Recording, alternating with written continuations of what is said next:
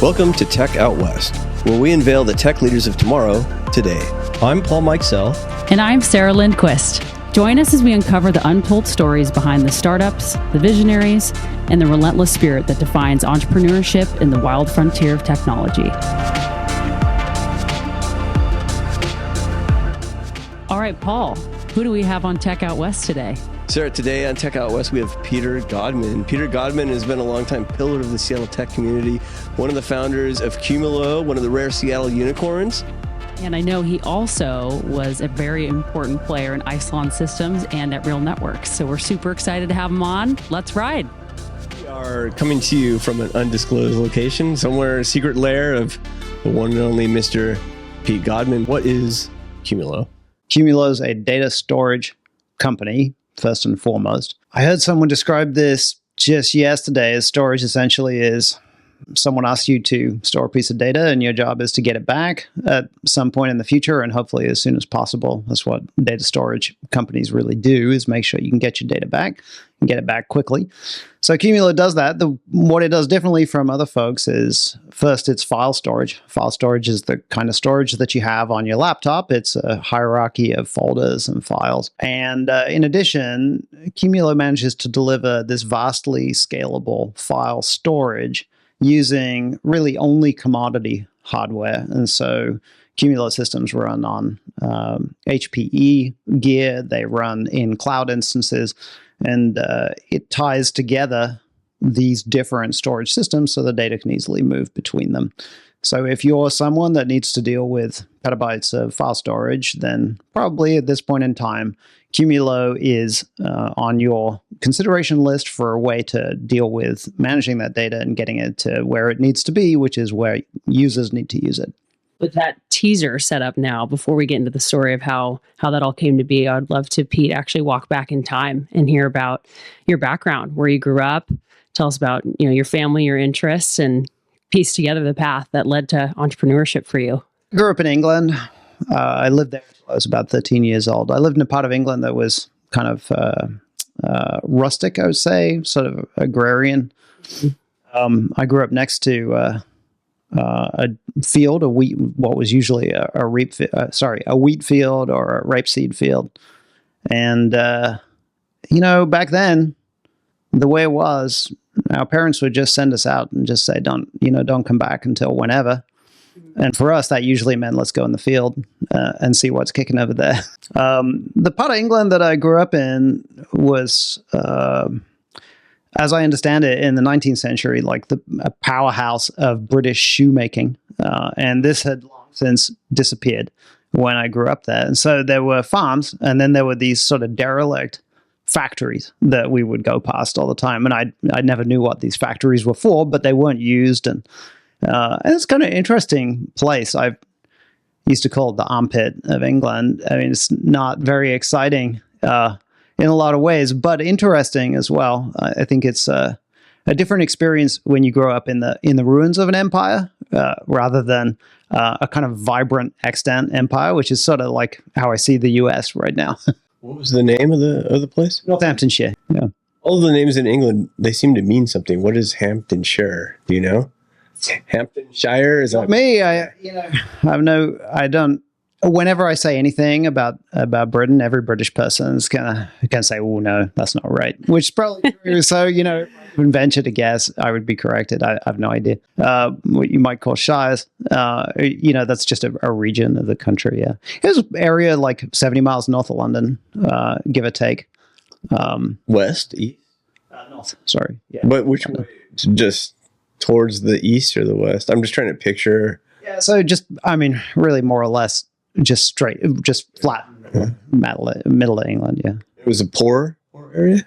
In the scope of the world, there isn't a poor place in England, so I never claim, I grew up poor or whatever, everyone in England doesn't, that's not true. People live in poverty in England, but most of us have it pretty good, or had it pretty good.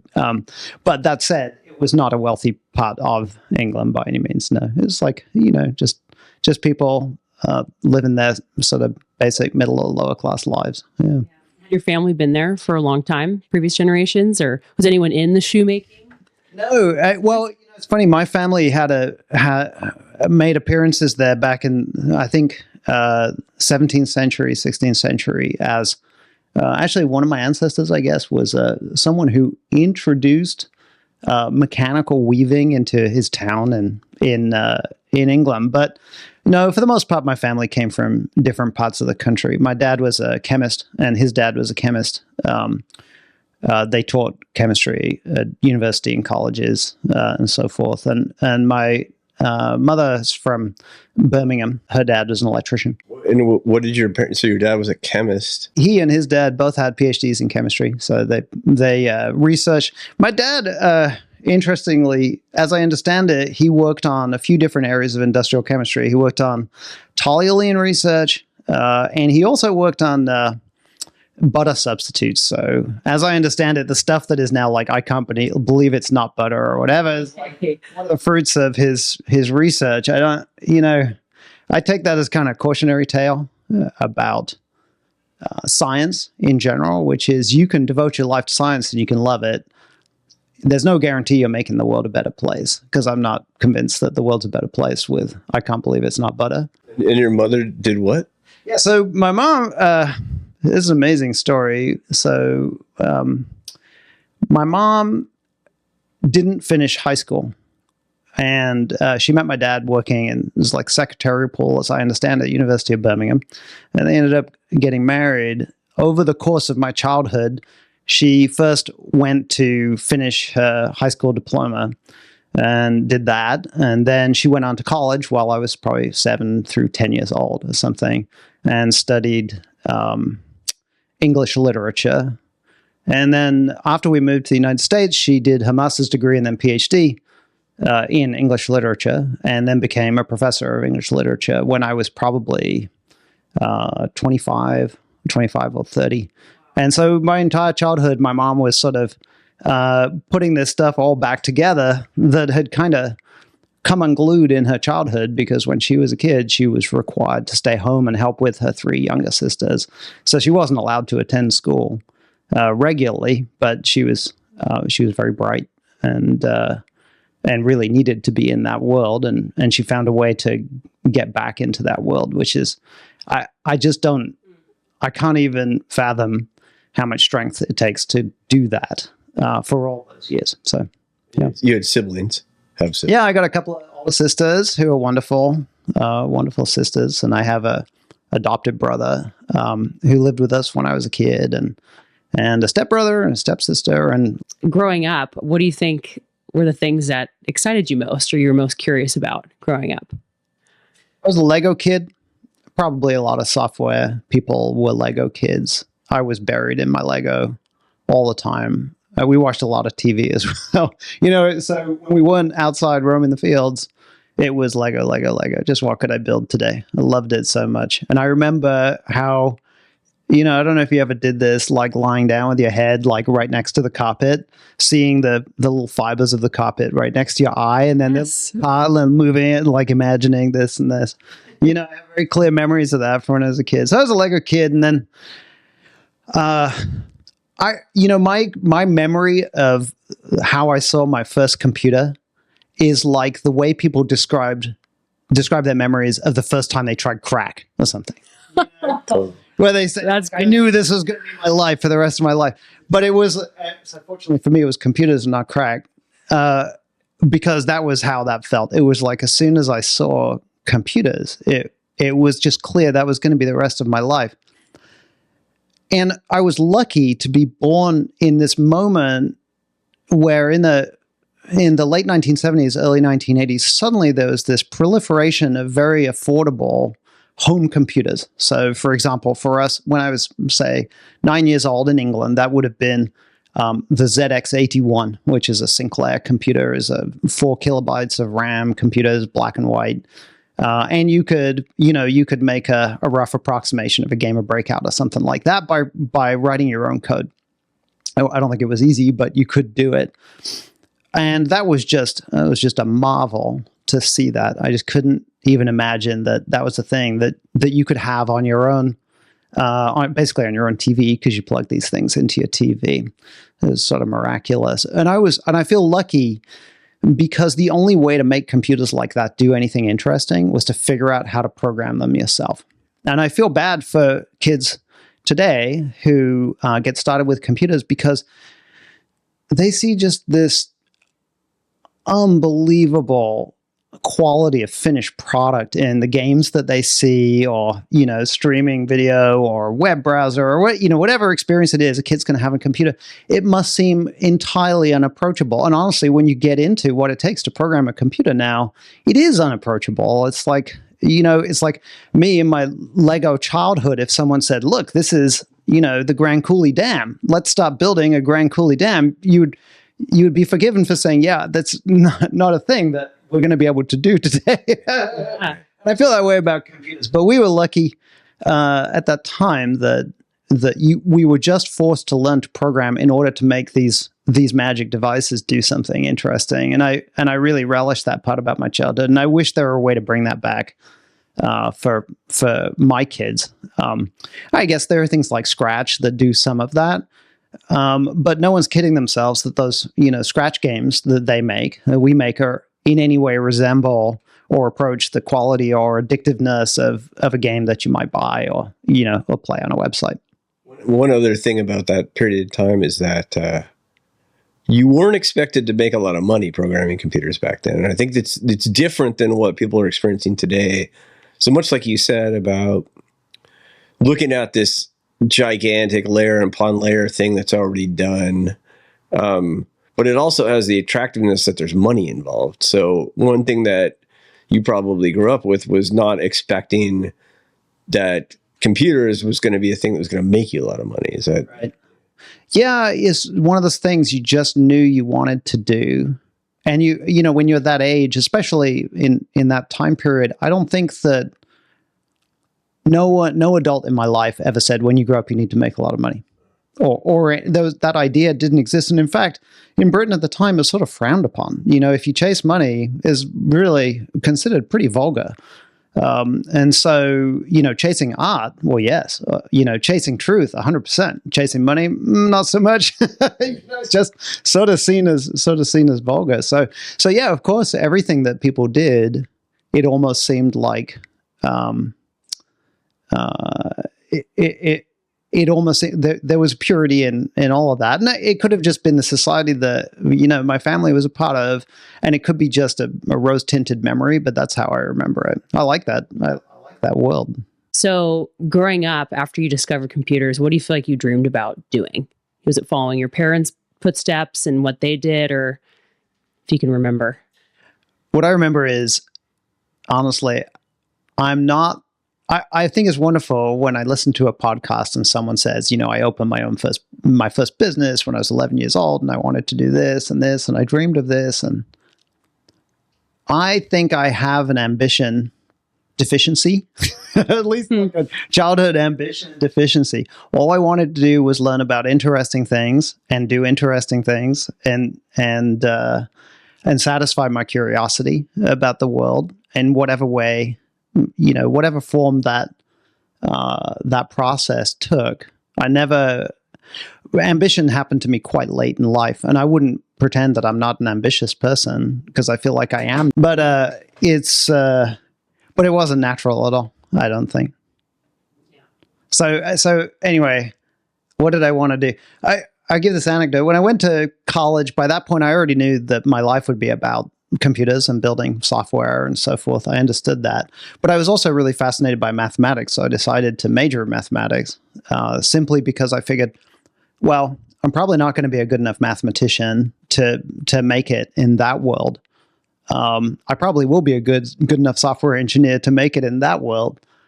So, and I don't think it's going to matter what degree I have, and certainly not going to matter if I have a math degree going into software. So I'm just going to do mathematics instead and satisfy my curiosity about it. And I'm pretty happy that I did that, because it was a good fit for me instead of just focusing on software. I'm kind of glad I didn't do that. And so then traveling on the path. So you were 13, I think you told me, when you moved to the States. Tell us that's right. About that. Yeah, that's right. My mother remarried. So my father died. My mother remarried when I was about 12 or 13, and we moved to the US, and we moved to Lawrence, Kansas. My stepfather, who's a wonderful man, is a professor of English literature, just like my mom, and he was professor at University of Kansas. So we ended up moving out there to Kansas. So from the armpit of England to the relatively cosmopolitan Lawrence, Kansas, it was a pretty wonderful transition. I thought it was amazing living in. It took a while to adjust to, but it was pretty amazing by comparison, honestly. What happens in Lawrence, Kansas? University is the only thing, really. I mean, there's Hallmark cards there, and there's Rubbermaid. I think that's those are local industries, and I'm probably missing something, but I think that's a lot of it. And then the University of Kansas. And that was like, I mean, just such a wonderful teenage experience for me, because suddenly I was exposed. My parents are pretty sociable. They would socialize a lot with the other professors in the department. And so I got to know a little bit, lots and lots of professors of literature. And they were a really quirky, interesting group of people. I mean, talk about eccentrics. That department was suddenly littered with some really, really eccentric people, really interesting people to get to know. So you were in Kansas starting from 13 until you went to MIT. Yeah, that's right. What was it like seeing Boston for the first time? Lawrence is a lovely town, small, it's about 100,000 people. Kansas is its own agrarian society. I was driving a car around Lawrence when I was 14 years old because that's the rule there, which is crazy. It's a funny thing. You go to Lawrence, Kansas, and you see all these kids picking up, driving their giant cars around. I don't know if it's still like that or not, but it was like that then. Anyway, Boston, back then it was a city of, 2.5 million people. And it's by US standards, it's, the most ancient city, or one of the most ancient cities, long developed. Lots and lots of really high intensity people fill that city. If you've ever driven there, you probably appreciate that. So it was a colossal culture shock for me. I looking back on it, I'm not surprised I had as many challenges as I did in college, because it was just, a lot of it's just culture shock. It's just so hard to come from a little town and deal with being in such a big city. For me, I just didn't have any experience that was like that. You get exposed to MIT. How did this come about? Oh, yeah. So, funny story about this. So I was pretty good in school, and when I was in ninth grade, my godfather, whom my parents had known from England, he was an American, but he had been in England when I was just a baby. He was my godfather. He ended up being the bishop of Boston, or Archdiocese of New England. I'm not sure. Anyway, so in the Episcopal Church. And he said, Pete, you should really think about going to the school MIT. And I didn't really think one thing or another about it. But time went on, and at some point I announced to my parents, I've seen all these ads for the, some vocational school on TV. And so I think I should go do this. And my parents had never said anything to me really about grades or what I should do with my life or anything. It was complete. And suddenly it was like a 5-alarm fire. It was so funny. They were like so anxious to get me back on a track that I think it was just, I just had back to the previous point, I had no awareness of sort of the shape of the world or how it was structured. And so I was just getting these gentle nudges into the, as the world tried to sort me into the place where it wanted me to be, I guess. Or maybe... So I don't know. It wasn't naked ambition for me. I'll say that it was, and I benefited from a lot of luck. So you came out of high school and went directly to college. Yeah. Sorry. I make a simple story complicated. Did you play any sports in high school? No. But it was like, what's that movie, Rushmore? I mean, Yeah. it was like president of the Writers Club, president of the Socialist Club, president Oh. of, cooking club, the, blah, blah, blah. I mean, if there was a club, I was, photography club, whatever. I did all these different things. And just because it was, just interested in those things. I didn't do any of that stuff in college at all, but MIT just doesn't give you any breathing space. I was always amazed by people there who could find time for a hobby. That's unique for a tech founder to be so socially active in high school. Maybe I'm wrong about that, but I always feel like it's more less social, more coding, or more math, or more physics, or something. Just my impression. Maybe I'm wrong. I don't. Do you think maybe, that? Yeah, I don't know enough of the stories of people, I suppose. Yeah. Yeah. Just this curiosity you had. Yeah. I'm curious, what was your first impression of Americans? And then Kansas, and then Boston, very different, if you can remember. It's easy to remember because it's America smelled like nothing I'd ever smelled before. It was bigger than anything I'd ever seen. The people were bigger.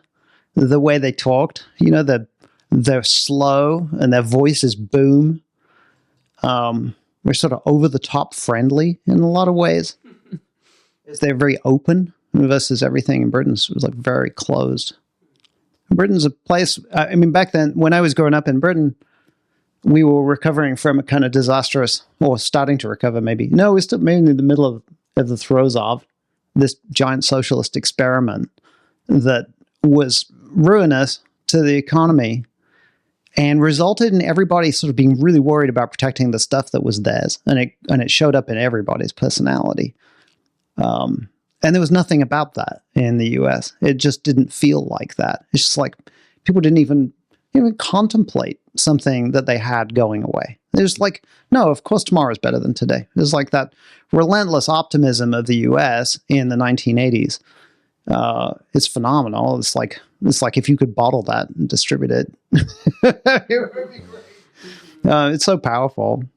What were the examples of the ramifications of this giant socialist experiment you're referring to?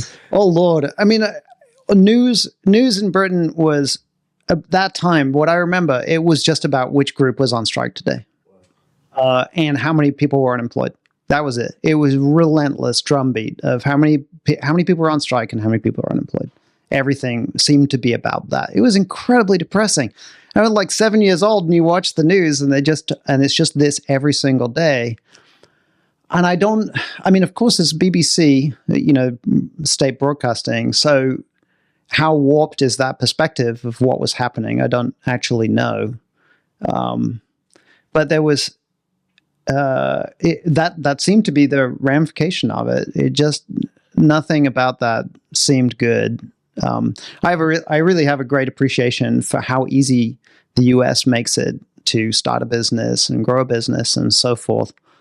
And I understand why states like to protect their workers and so on and so forth and erect a lot of bureaucracy in the name of protecting, this or that constituent. It is hard for folks that are really focused on that kind of safety, I think, to see how much they're punishing the people that they're trying to protect. And I think Britain was really busy punishing the people it was trying to protect, like in grand style, since, in the aftermath of World War II. Something I think the impression I have coming away from it is Britain really was on its knees after World War II and really, and probably could have enjoyed some sort of US style renaissance of industry. Except for the bold socialist experiment, which I think just kept it on its knees, and so let the rest of the world run away from it in that time period. And so I grew up in England in the tail end of that. That's as best I can surmise. I'm not a student of British history, so I don't really know, but I'll tell you that's how it felt. Yeah. So you're over here in the United States in Kansas. Your godfather is telling you should check out this university. And then what's the next step? Do you fly out? Mom took me out. Let's go. Yeah, my mom took me out there and we took a look and I thought, yeah, it seems good, okay, great. And why not? Sounds good. And then my stepfather had attended the University of Wisconsin-Madison, and I thought he said it was a wonderful place and he really liked it. So I decided, okay, I'll just apply to these two schools. Anyway, I just applied to these schools, and as it turns out, the Wisconsin financial aid wasn't really enough to make it happen, but the MIT one was. So I did the MIT one. Uh-huh. Yeah. University of Madison, Wisconsin is not known for its technical program, right? It's not if you want to major in math, it's probably not. You're asking a question which assumes that I in any way considered those. Yeah. When I was a teenager. Yeah. And I would just be totally bullshitting you. Applying to if I said that I ever considered anything like that. Applying to MIT and Madison sounds like, applying for a job at SpaceX and Starbucks.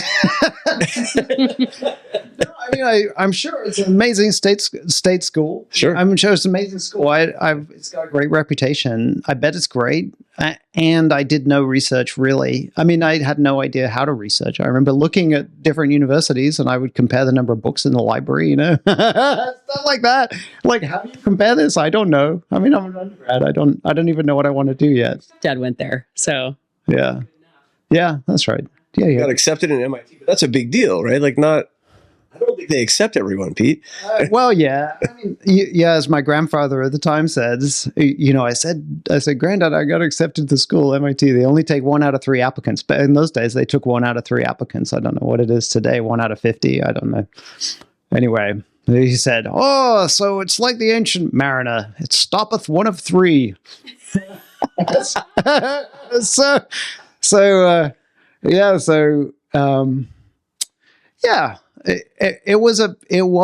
felt like a big deal.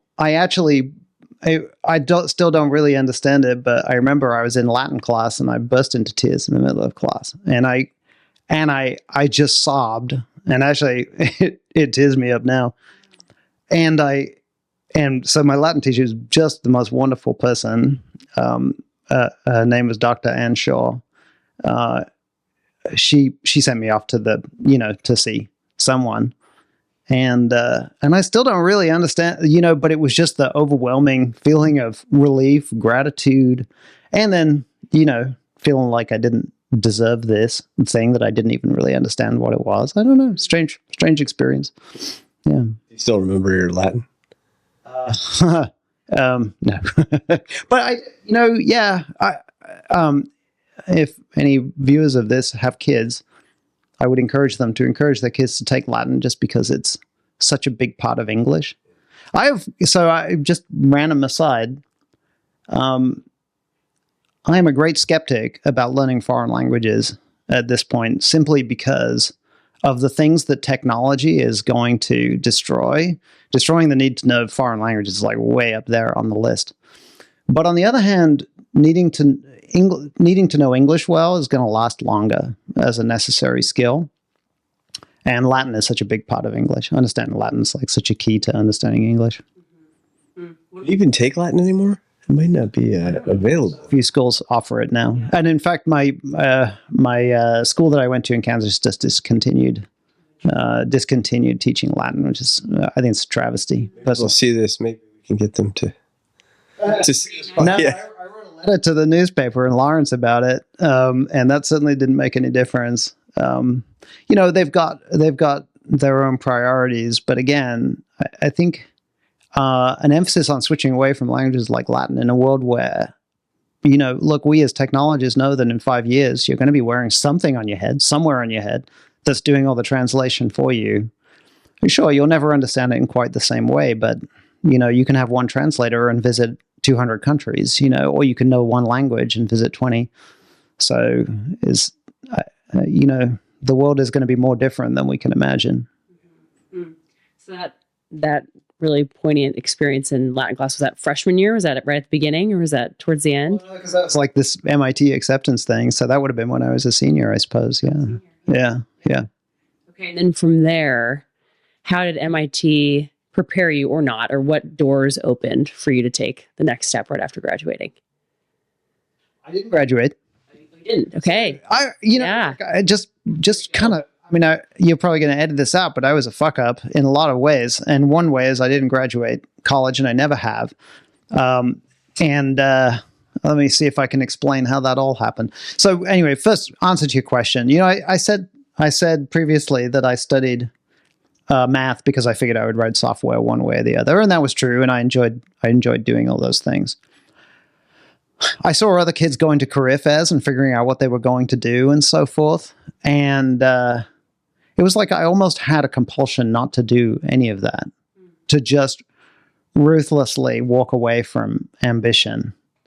I was really quite despite the fact that I was victimized by growing up in a socialist world, as I said, I was the president of the socialist club in high school. I was like very idealistic in a sort of 18-year-old kind of way. And I really felt like anything that was chasing a job, chasing money, whatever, is just impure or indecent or something. I really believed that. And I think that kind of reflected itself in the choices I made in college. I always walked towards learning new things or things that reminded me of truth in some way. I loved all that. That just, sort of more like a liberal arts experience, but I had no discipline, no organization, no ambition, and I actually ran away from those things at that time. So no, I had no preparation. So I picked up a job working at a reseller while I was in college, which was hilarious, really hilarious. And then I got a job working at a company called Video Guide right after college, which was just like a recruiter found me a job, and I went off and I started doing that. A Video Guide. They were later bought by Gemstar. Video Guide built this really cool on-screen program guide set-top box.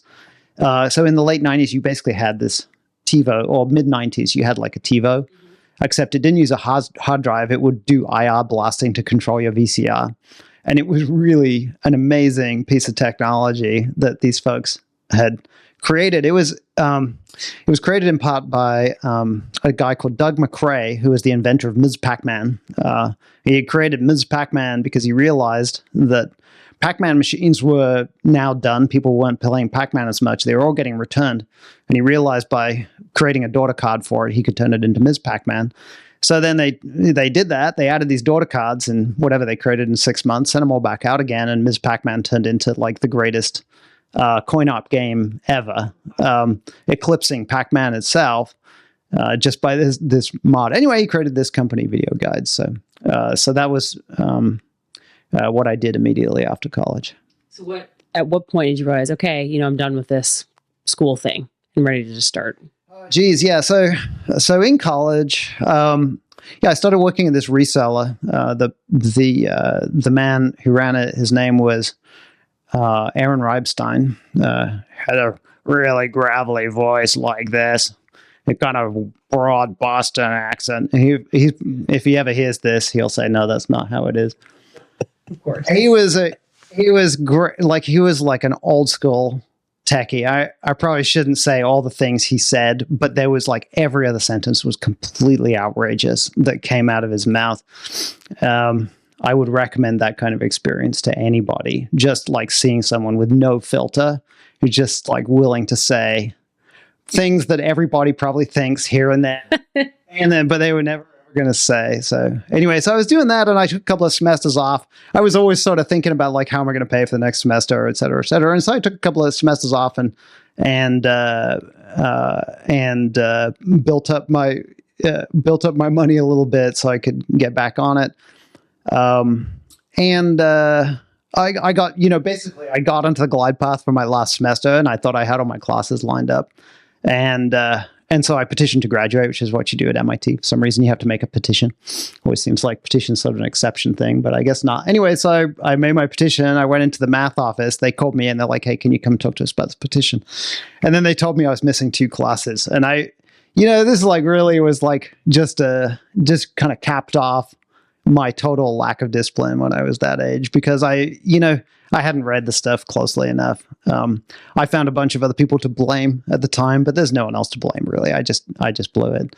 And so at that point, it feels kind of entitled in hindsight, but I broke down in tears in the math office at MIT, and I was like, nah. Yeah. But then that was like a turning point in my life, because honestly, it pissed me off so much. It pissed me off at what? I don't know, myself, my advisor, my department, whatever.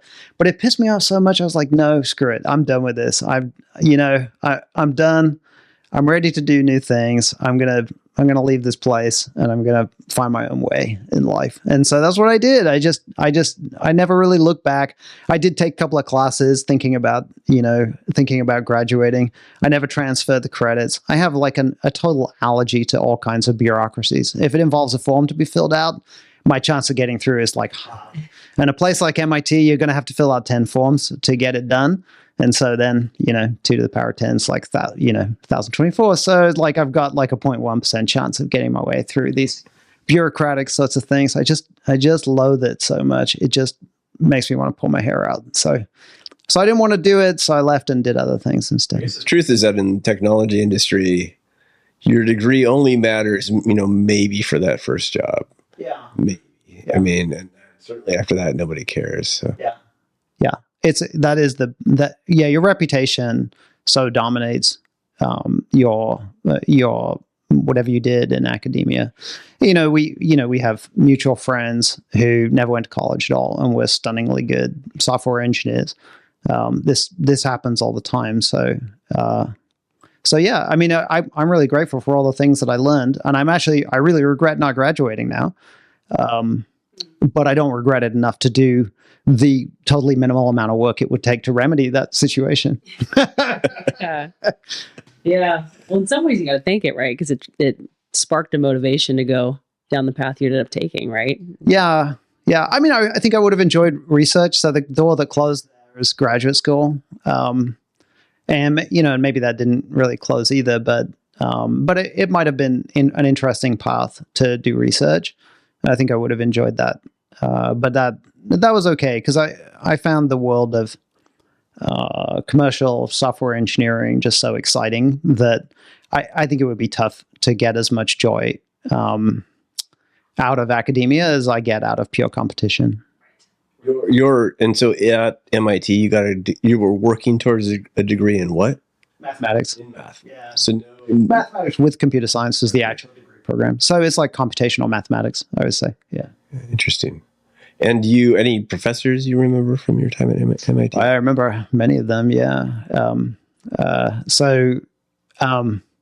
Yeah, but I doubt any of them remember me. How about that? My favorite class, I think, was real analysis. I think real analysis because it drew to the front sort of this idea that there are things in the world that can be exactly right. There's this idea that there so much of the world that we're in, and honestly, most people in the world live in this world 100% of the time. Things that are mostly right, or somewhat right, or they think is right, or they feel is right, or whatever. And then it's almost a privilege to visit this world of where things are perfectly right. It's just perfectly right. And real analysis, I would say, is probably the first place in your mathematical journey where you visit a thing that is perfectly right. I guess maybe it's not true. You see it in geometry and some other places. I mean, it's happening all the time in mathematics, but you don't understand why. In real analysis, you really start to obsess with things that are perfectly right.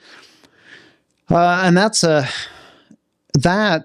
of formed the basis for my career in software engineering, because I worked in a world of things that were mostly right, video playback or encoding and so forth. And then later on got into doing data storage, and data storage world is a perfectly right world. You're either doing it exactly right or you're not. And it's obvious what the difference is. You either return the bits correctly or you don't. Yeah. So anyway, I'm wandering off with the ball. Cool. That class sticks out in your mind, though, as something that you felt was formative or just important or representing what excited you about Math, academia. Think about the most formative classes.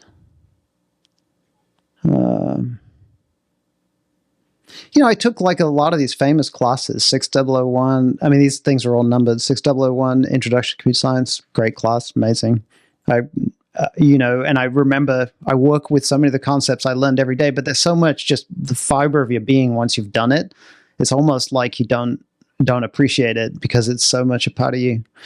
A lot of things I really, I pursued a minor in ancient medieval studies at MIT, and that is all those things stick out in my mind, like a class in Chaucer, reading Chaucer in Middle English, and I love those.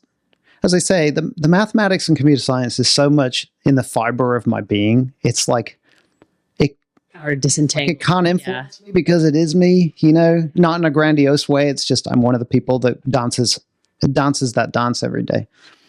But reading how Chaucer, who wrote 800 years ago, thought about the relationships between a man and a woman,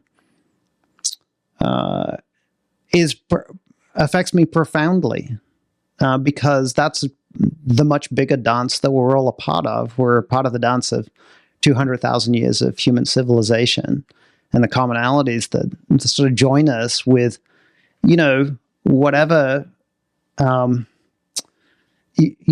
set of 5,000 ancestors you have from 1,000 years ago. That's like the thread that joins you with them, and seeing just a little glimpse of what that common thread is. That to me is really remarkable. And so I really remember I had a professor called Louis Galdieri, who left MIT sometime shortly after I was there, I think. I took his Chaucer class. This just the stories of the Canterbury Tales. It's this sort of, I don't know if the right word is picaresque story about folks telling tales on the trail, and there's always the subtext to them. And the one that we pursued was what is the nature of relationship between a man and a woman, or between men and women, and to read the different perspectives that people might have had 800 years ago on that question is something so much bigger. It's just so fundamental to human experience than what the computational complexity of heap sort is, which is a wonderful thing to know. It's a thing that I love, but it just exists on a different level. And I think especially in the age of AI, honestly, as I guess per my personal beliefs, as the age of Homo sapiens draws to a close, because it's likely it is somehow drawing to a close, to reflect on what it meant to be a human is so much bigger than sort of the clockwork of the universe. All right. let's drop the mic there. Damn. Yeah. Oh man, that's really good. We'll definitely have lots of questions to get into that piece, like your perspectives on where we are today, but kind of speeding through, or I guess not speeding through. So tell me about your career path since. So yeah, sorry, I talk a lot because oh my gosh, wait, this is great. Courageous. This is awesome.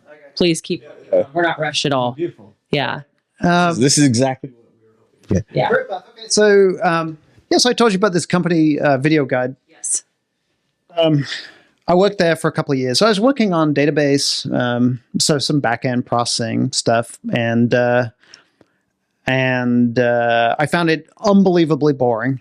And I think I really left those guys in the lurch. In order to make life interesting for myself, I convinced them, hey, you know what? We need to shift this whole stack to Python instead of Perl, which is what it was, Python to Perl. This is like 1996, So I was an early Python adopter. Sure. I wrote extensions for Python in the early mid-90s, which are now, obviously not used. They're long since disappeared.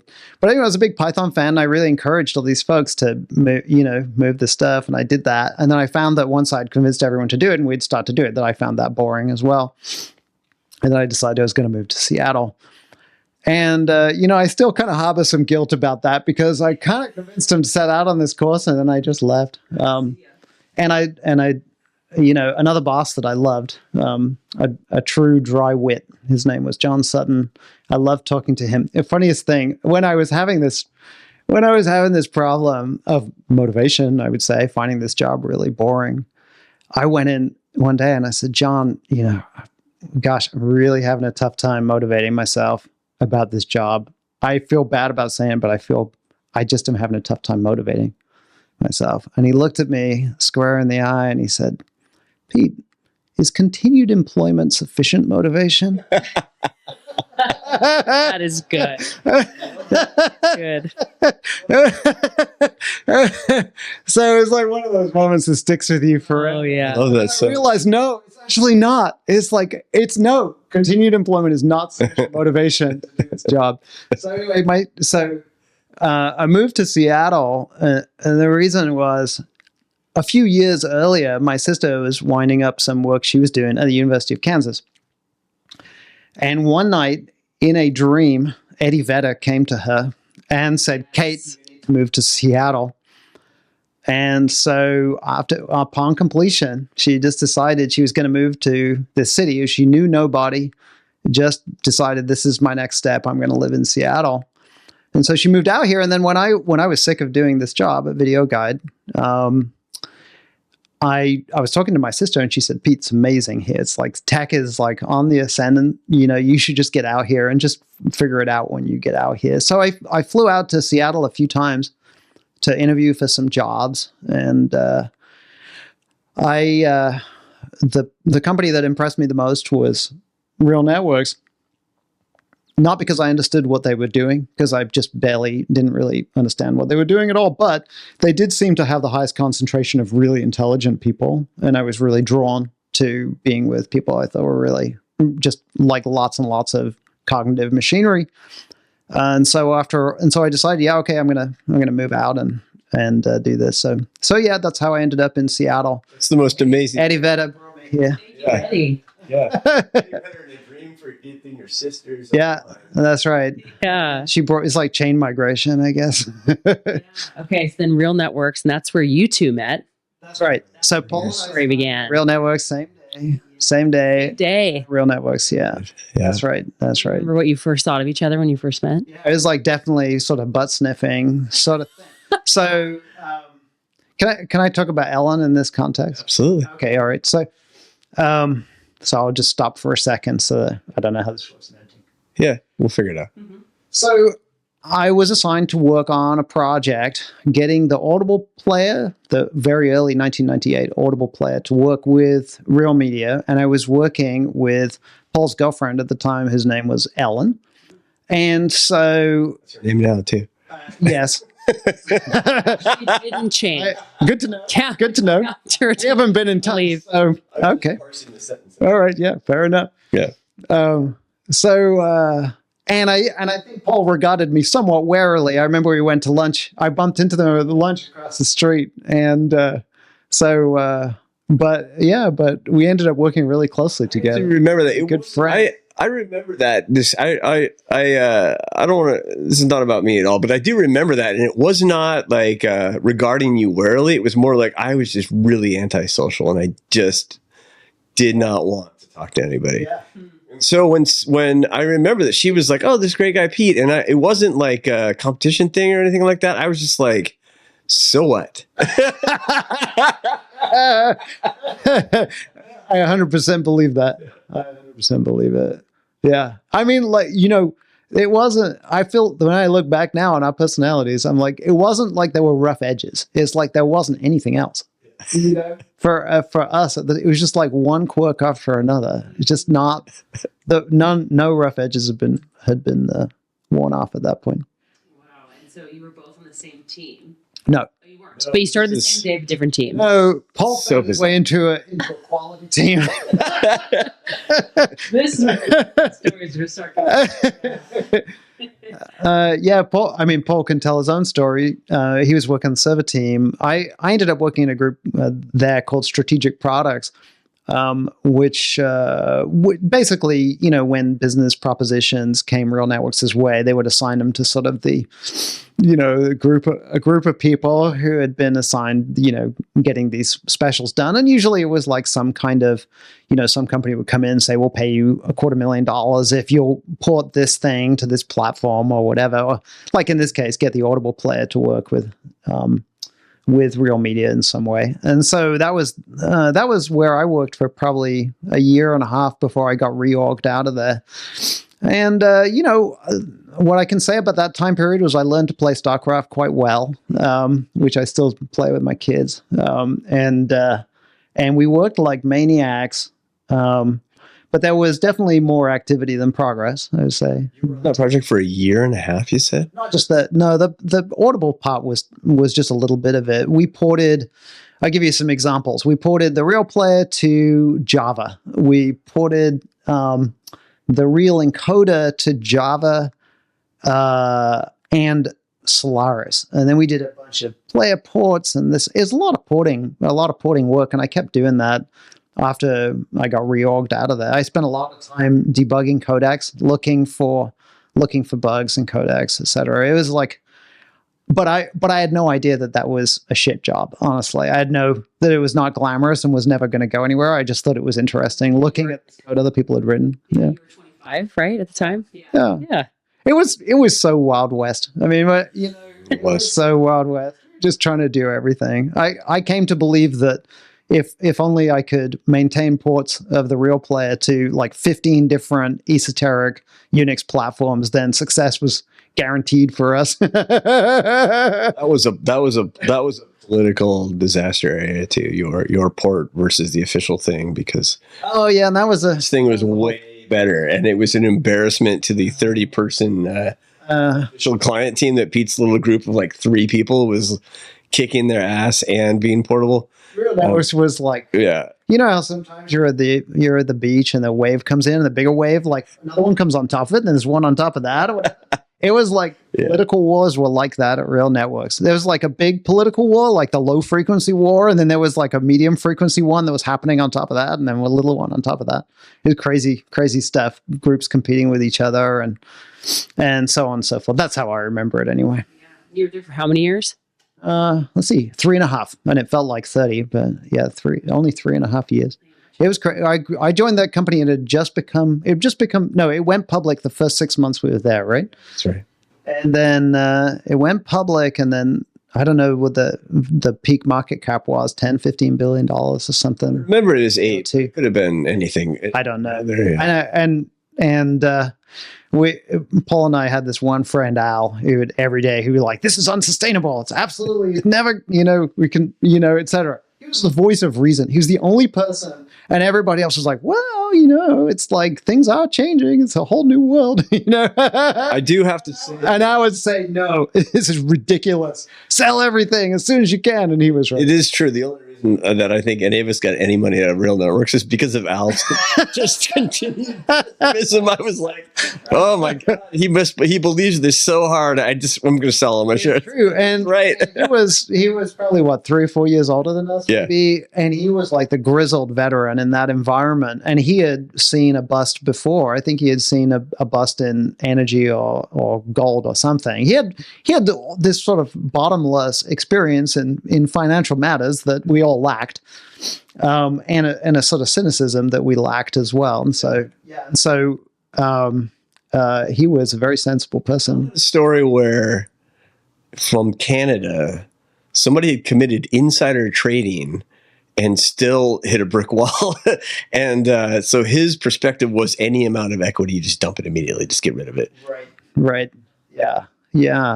It's while he's in the company still. Which, I mean, I think for all of us we only listened to that the one time, the Real Networks time, because we've all had great experiences after that. But the Al was our like right time and place for an Al was definitely Real Networks at that time. Yeah, I was just listening to a podcast with I forgot her first name, McLean, the author of Smartest Guys in the Room. And she was commenting that that it's so how difficult it is to surface suspicions into actual conscious disbelief of a phenomenon, and how few people are capable of doing that, and how much experience it takes to be able to do it when everybody's saying it's go, go, go. Like crypto a couple of years ago. I mean, I'm not going to say there's never going to be any there across all of crypto, but clearly there's a huge amount of pumping and froth in that world. And I feel like all the people I know who went through the internet bubble were pretty skeptical about that. And then other people who hadn't been through that and gotten cleaned out seemed to be much less skeptical. That's a good point. So we should maybe describe what Real Networks did. You mentioned Real Media, an audio player. Yeah. What was Real Networks? Yeah. Well, so for the youngins tuning in, I suppose, there was a time when there wasn't any media on the internet. You couldn't listen to audio, so forth. And so, I mean, this is years of Real Networks before I was there, but they were the first radio on the internet, right? So they, turned media into packets and streamed it across the internet in a way that worked with the amount of bandwidth that people had. They created this product called the Real Player and a Real Server to send those packets to those players. And then the business model was sell servers to media companies so that they could broadcast on the internet and the players would be free. So yeah, that's what Real Networks did.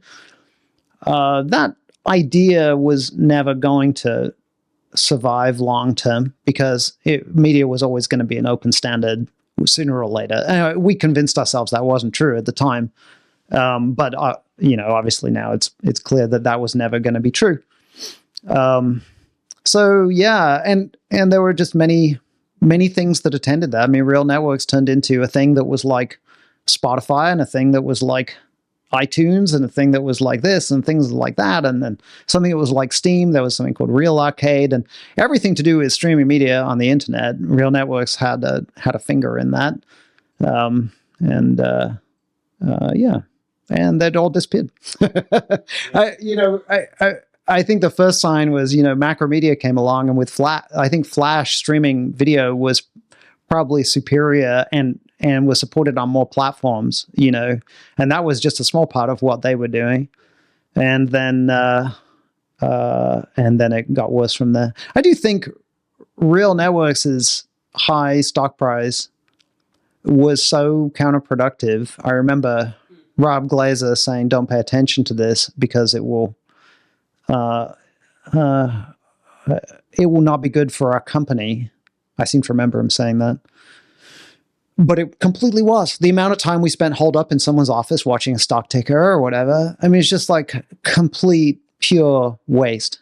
Having your stock reach a level that is not supported by your traction is one of the most destructive things that can happen to your company. It's just pure disaster, because then you end up with people, your employees, walking around who half believe that it's not really supported and they're really just there for the money, and the other half that believe that everything they do is great and so it doesn't really matter what they do.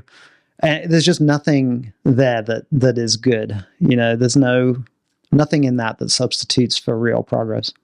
I will say I think that the golden goose was the server. Yeah. And the golden goose got cooked with broadband. And I think we can all see it coming, at least those of us on the server team. Yeah. And management's just obstinate disbelief that was going to happen. Yeah. So is the basic mechanic of that, is the issue that the server was so efficient at using limited bandwidth that there was no sort of non-server way to do a good job at it, and that once you opened up that pipe, it didn't matter as much? Once the bandwidth was able to eclipse the needs of the stream, then you could just let the player cache it all and just HTTP the thing. Right. Some kind of TCP, but HTTP certainly. And then you don't have to worry about this just-in-time packet delivery, and suddenly you just have a TCP buffer of stuff you're trying to get out. And it's right. Yeah. Well, I mean, Real Networks it deserves its own story, because over the course of 30 years, it's found one business after another to keep going with, whatever they are. I mean, there has always been something, but it has been a story of long decline. Well, it's interesting. So Paul, how long were you there? Same. Same. I think exactly I probably quit within half. months. Yeah. Yeah. Okay, so you saw some of that writing on the wall, and then what finally prompted y'all to take the next step out? So for me, it's so I know.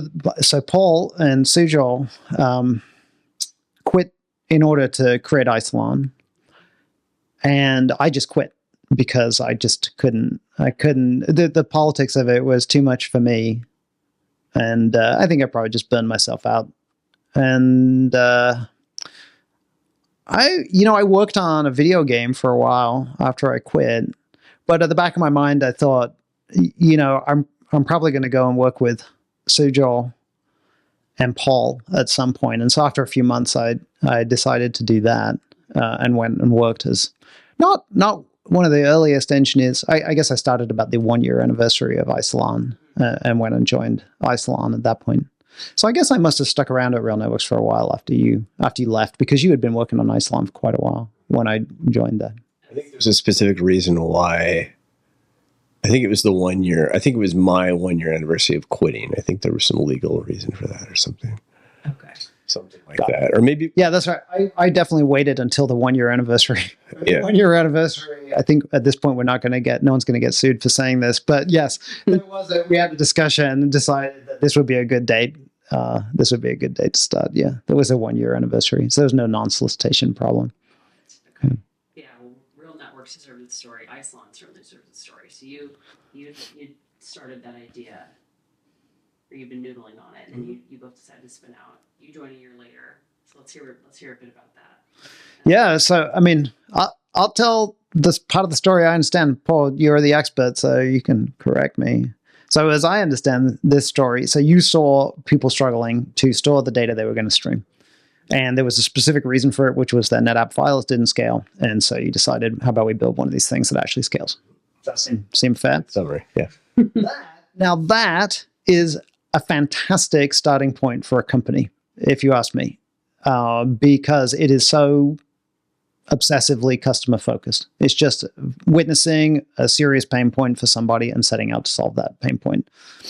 I think we got a little lucky that NetApp didn't fix their problems, right?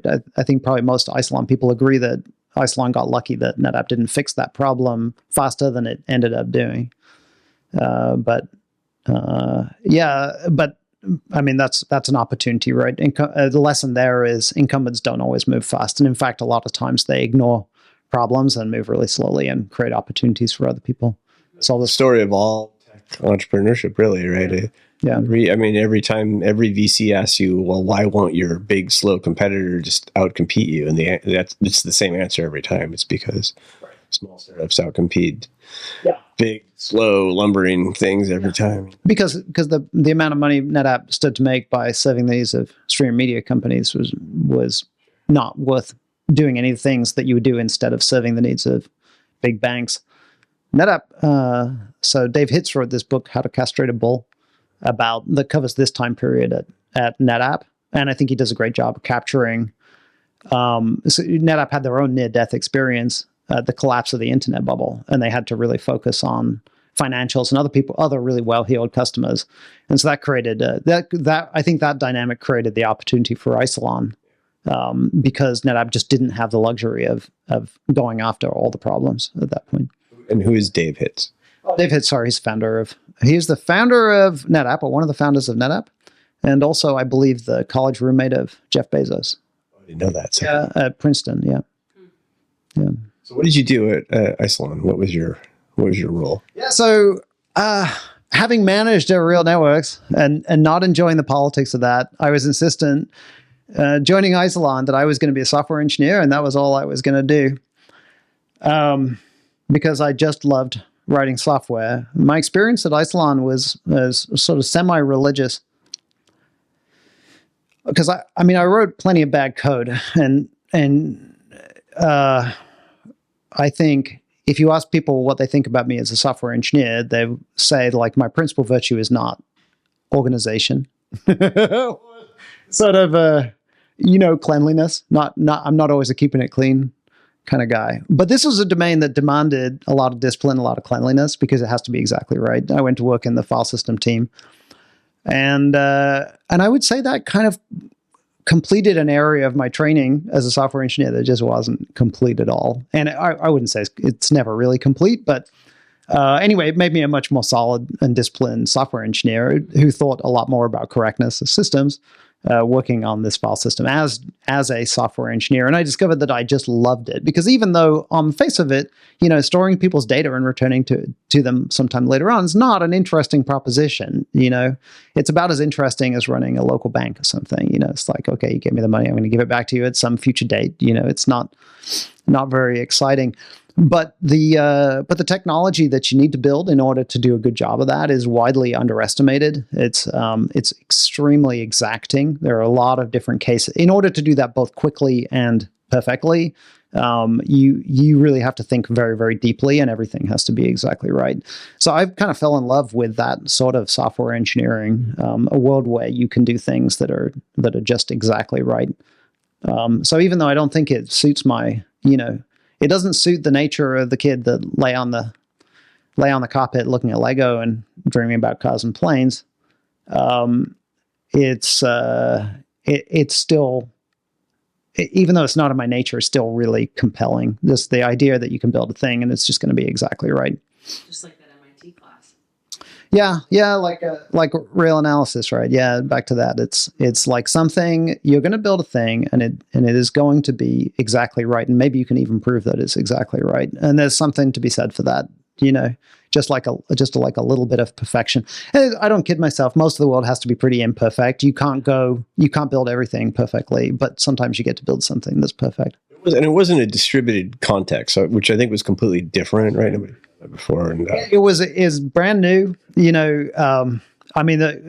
off to Sujal and Paul, because they decided, hey, let's bring this notion of shared nothing into the storage realm, where it had never been deployed in any even approximately correct way. There were things like AFS before Isilon that were in some sense distributed, right? That did things and they did them in a correct way, but it's a different thing. It's not really important how it's different for this conversation. Anyway, yeah, these ideas got brought in. And so there's, we had the rare luxury of taking on a whole set of problems that really no one had solved before. How do you build snapshots in this shed nothing scale out file system? How do you build quotas? How do you make things perform? It's a hard question just to start off with. How do you build something that's fast enough? I ended up working a lot on performance at Isilon, and we have so many funny stories about that. But there was this time period where I think out of your NetApp filer, you could write, 40 or 100 megabytes a second of data or something.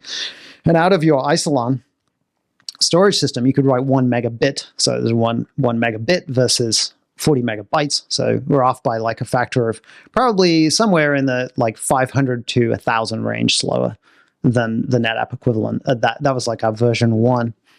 And the story I always remember was being on. I got pulled into a conference call with an evaluator, who's a wonderful guy from DreamWorks called Scotty Miller, who was always the guy that evaluated all these sorts of problems. And I said, okay, Scotty, all right, let's. I'm here to talk about this performance problem that you're having. And he said, Peter, let's get one thing straight. This is a performance problem that you're having. And it was all I could do to not laugh. I was like, oh my God, why did I say that? And it's like, I could kiss him for saying that. It's just like so perfect. It's like, yes, it's humiliating. Yes, it's embarrassing. But at the same time, it's like, yeah, you nailed it.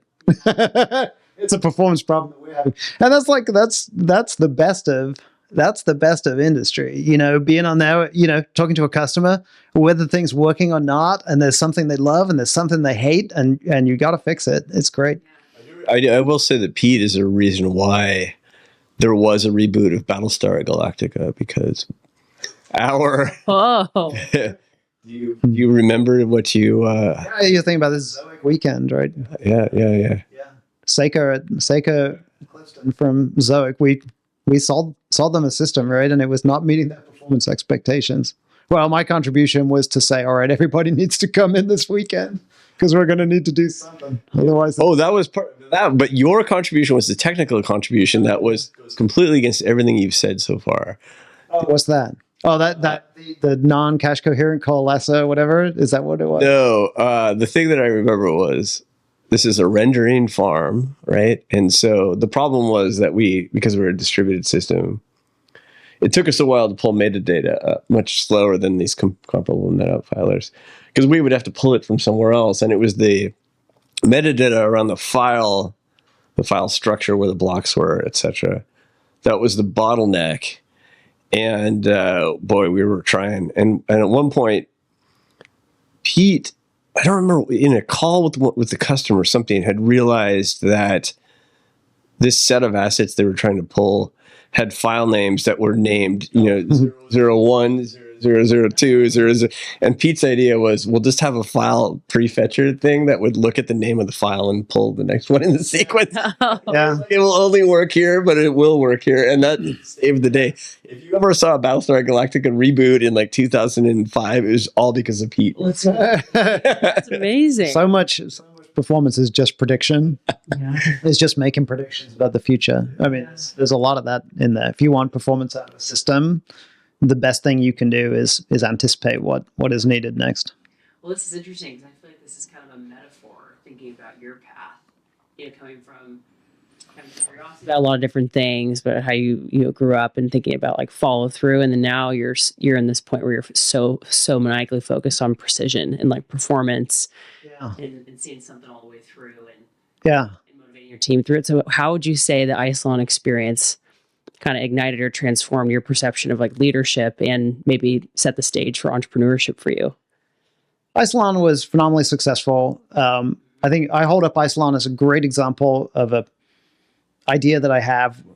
I hope you don't mind a quick thought experiment. If you have a big barbed wire fence in the middle of the field and a bunch of people on one side, and you tell them, hey, everybody, why don't you get over to this side? It's great over there. They all have people, there's barbed wire. I'm not going to do that. It's dangerous. I'm going to cut myself, blah, blah, blah, blah, blah. And then if you bring in a forklift and it's got a stack of gold bars on it, you say, everybody, why don't you go over there? And you can just have anything you find there. It's going to be chaos, right? People are going to find clippers. They're going to be climbing over barbed wire, et cetera, et cetera. When people are incentivized, they will put up with a lot of pain to get to the place where they want to be. And Isilon was like that because our product, we moved so fast. The product had so many rough edges. People got cut all the time. But because of the inspired idea about the company to create and the problem it was going to solve, people were really motivated to put up with that kind of pain. And that was the story of Isilon. For many years, we inflicted a great deal of pain on our customers who needed a solution to the problem that they had. And that, I would say, is a place you really want to be if you're building a startup, is where your customers are willing to put up with, the pain you inflict on them, not because you're sadistic, but because it's the only way to get them a solution. Isilon benefited from that in the way that companies do. It went public in 2006, to end of 2006. And then that began a descent into some kind of local madness that company experienced, where in order to meet investor expectations, apparently deals were fabricated and other sort of accounting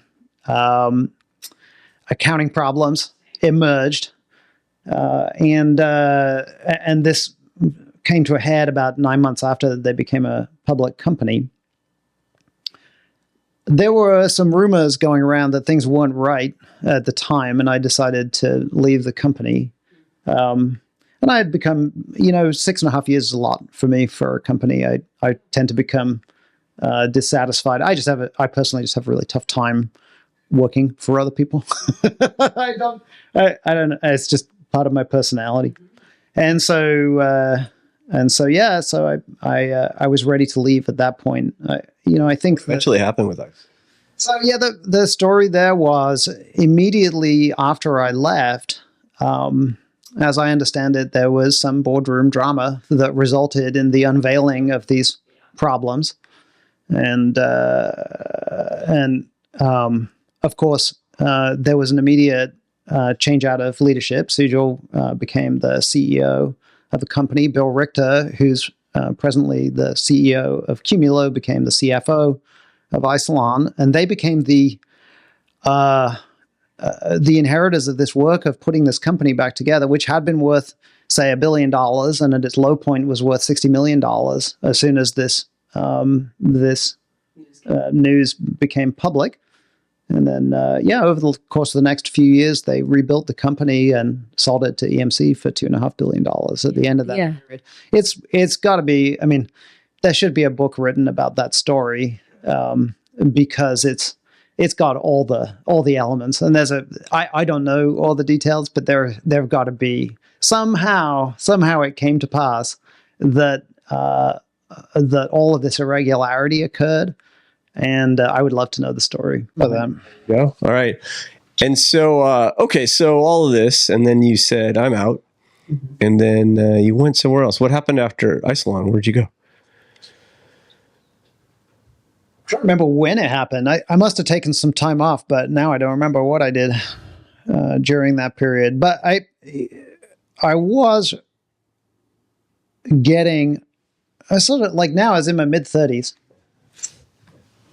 And this is the point in my life when ambition started to find me. And the reason I would say that it found me was I had befriended Paul and Sujal when I was at Real Networks. And we were friends. And I felt like we were all guys kicking around together and playing games and going hiking and so on and so forth. And these two guys did something amazing. They went and they created this company, and I joined that company. But they had done this amazing thing. And there was like this little voice inside me, honestly, that was like, well, you could do that. Well, you could do that. And do I wish I were the guy that had the voice inside me that said, I could solve the scalability problems of people doing this thing when I was 28 years old? Yeah, I'd much rather be that person. But as it is, the person that I was, I think, was the person who said, who had the voice, said, well, you could do that.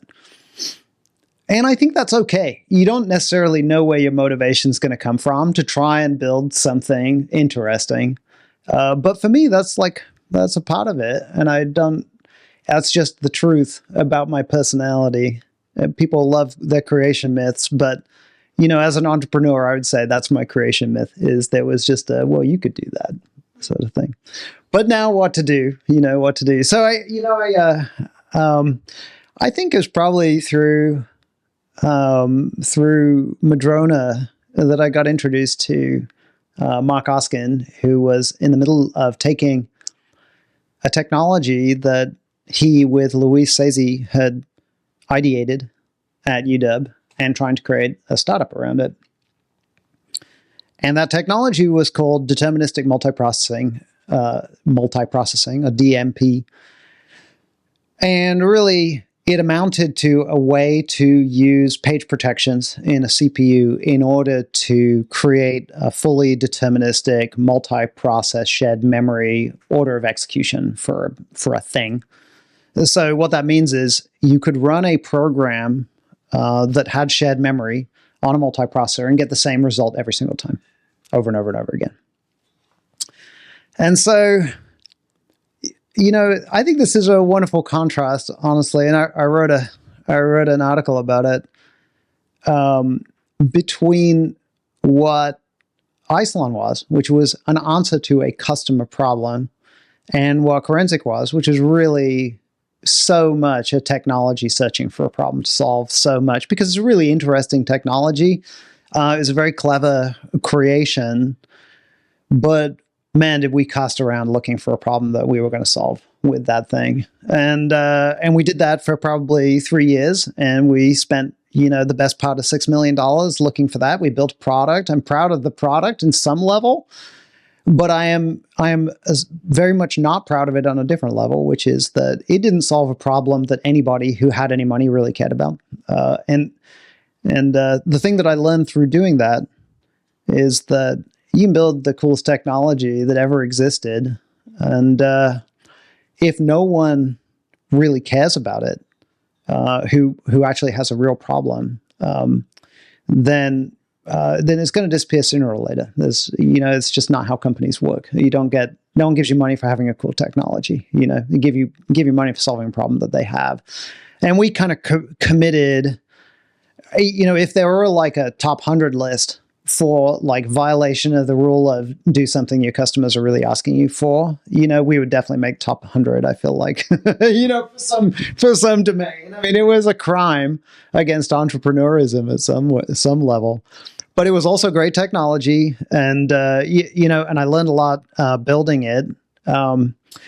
And so, that was the next 3 years of my life. And I learned another thing from doing that, which is, this sort of first step on the journey to entrepreneurism, which is that there are real time trade-offs in this world. Every year you spend on working on a thing is a year you don't get back in your life. And you just have a finite number of years in your career. And the corollary to that is, you can speed it up. I mean, you can make that time better spent by working on a problem people actually care about. We weren't doing that. And then you can also speed up that discovery process by taking VC money and hiring software engineers and building the product you ideate more quickly. These are ways you get the years of your life back. These are the reasons, first, the thing you do, build something people care about. And second, accelerate that process as much as you can, reduce the time to discover whether it's a problem that people really care about. None of these are not new realizations. If you read any sort of synthesis of what, people in Y Combinator or wherever talk about, they talk about, how long is it going to take you to figure out if you really have a market or not. So anyway, that was 3-year voyage of discovery for me to learn about that. I mean, that's kind of how I look at that period of my life is, I would say at that period of my life, I was still intensely idealistic. My value system really revolved around difficulties of technology. How hard is a thing to build? How impressive is the edifice that, you end up building? Very much a software engineer and impressed by software engineering-y kinds of things. And at that point in my life, I think I was not at all impressed by people that were laser focused on customers and what they needed. So I'm like a cautionary tale. I think, if anyone ever heard me say this and it saved them 3 years of their life, then praise the Lord. That would be great, because it's not fun. It costs people, it costs your investors money. The people who another thing that I learned is if you want to build an enterprise, that building is a process of convincing people they should join you on this quest, and you're going to ask those people to devote those years of their lives. And sure, they're going to get a paycheck, but they're also, there's a lot of opportunity cost. In the last 20 years, there's been a phenomenal amount of opportunity cost in technology, where folks who decide to join a company could have decided to join another company, and they may have enriched themselves by doing so. You might today hire someone who could have instead taken a job at OpenAI, right? They had a choice, and you convinced them that they should join your company instead of OpenAI. And if it turns out that you were embarked on some quixotic idea and it was senseless and didn't solve a problem, then not only are you consuming those years of your life, but you are also consuming years of someone else's life and possibly tens of millions of dollars as well. It's not nothing when you persuade someone to join you on your journey. So if you have not really thought through that journey, and instead what you've done is practice the art of convincing people, woe betide you. Because if you have a conscience, you will suffer for it later on. You really will. So you really need to have it lined up, and you really want to look for people who are quite discerning about companies. And I've talked to people about this. We had wonderful software engineers join us at Forensic, and I don't think anyone really regrets it, because everybody learned a lot, and because it was such an interesting thing that we ended up building. Yet at the same time, everyone also knows there was an opportunity missed there for folks, that that were working on something that in hindsight, I think there's just no one ever told us, oh my God, my budget for fixing this problem is $3 million a year, and I've just got no one in this spot. I don't have anything right now. And I think Peter Thiel in 0 to 1 kind of nailed this idea that, really, if you feel like you've got competition, then you've got a problem. You want to be the one and only in your space where people just feel like, man, there is no alternative. I'm going to have to buy this thing. I'm going to have to climb over that barbed wire fence in order to get to this thing because I just don't have a choice. Because one way or another, people are going to be climbing over barbed wire fences. So anyway, so that's the story of Forensic. It's not a totally happy one, but if I didn't learn anything, then it probably would be even worse, so hopefully everyone involved in that learned a lot. This is the first time you ever raised venture capital money, right? So what was the process of going? Yeah, and honestly, I joined the company after the first raise had happened. And but I was an active participant in the second raise. What was that like for the first time? That must be exceptionally weird because you're trying to raise, a second round? But your first fundraising efforts was leading a second round of fundraising. Yeah, well, let's see. I'm trying to remember I think that the company was founded with $3 million of VC, and then we took another round of $3 million. So I think it ended up being an inside round. It was like, basically we had a CEO. We missed the raise in grand style. We did not succeed in raising. It was a CEO replacement. In this case, I was sufficiently ambitious by this point. I said, no, you need to make me the CEO, and just said, that's how you should do this now. I just kind of made my case, became the CEO, and went right back to the board and said, look, we have no more money. So I'm the CEO. The old CEO is gone. We're going to have to do an inside round. And then that was that. So that was my first experiences doing an inside round. It's not the most glamorous. It's not the story you're going to read about in TechCrunch, I don't think. It's just like the seamy underbelly of entrepreneurism. It's just like part of how everybody sausage gets made, I think those stories are more important because Sure. Well, I think right now. So, so negotiating that inside round is interesting because I remember thinking in the middle of that, when you're in that situation, you're dealing with an inside round, the only leverage you have left at that point, there's no competition. That's by definition, there's no competition. The only leverage you have is saying, we're going to walk away tomorrow. Everyone's just going home. Lost, yeah. They're going to spend some time with their kids and on to the next thing. Yeah. That's the only leverage you've got left. And those are not really, leverageless negotiations. Or the only leverage is basically we're getting divorced. It's not a fun place to be. I mean, and honestly, my experience the next year, which was the death of that company, is also, it's like a divorce followed by a bereavement, or a near divorce followed by a bereavement. No one looks for that situation, What's the result? How did the company finally? I mean, basically, it just kept burning through money and getting very minimal sales traction. And then, as the end of that inside round, came up on the horizon, we made a fairly concerted effort to sell the company, and ended up selling what was left of Forensic to F5 for an unstated but promise me de minimis amount. Yeah. So, yeah. I mean, promise you, not promise me. In the wind down of Forensic, I met a VC. His name's Charles Curran, who is a larger than life person. And I met him in a bar in New York City, and he said, "Pete, you're going to found a new storage company, and I'm going to do your seed." And well, it's kind of great, Kind of great. The story for me is like, I went out and found this VC, and I said, Yeah, it's going to be. Yes. No, that's not how it was. It was, he found me, and he found me with Eric Scollard, who I was working with at the time. And he kind of pitched us both on this idea of creating a storage company. And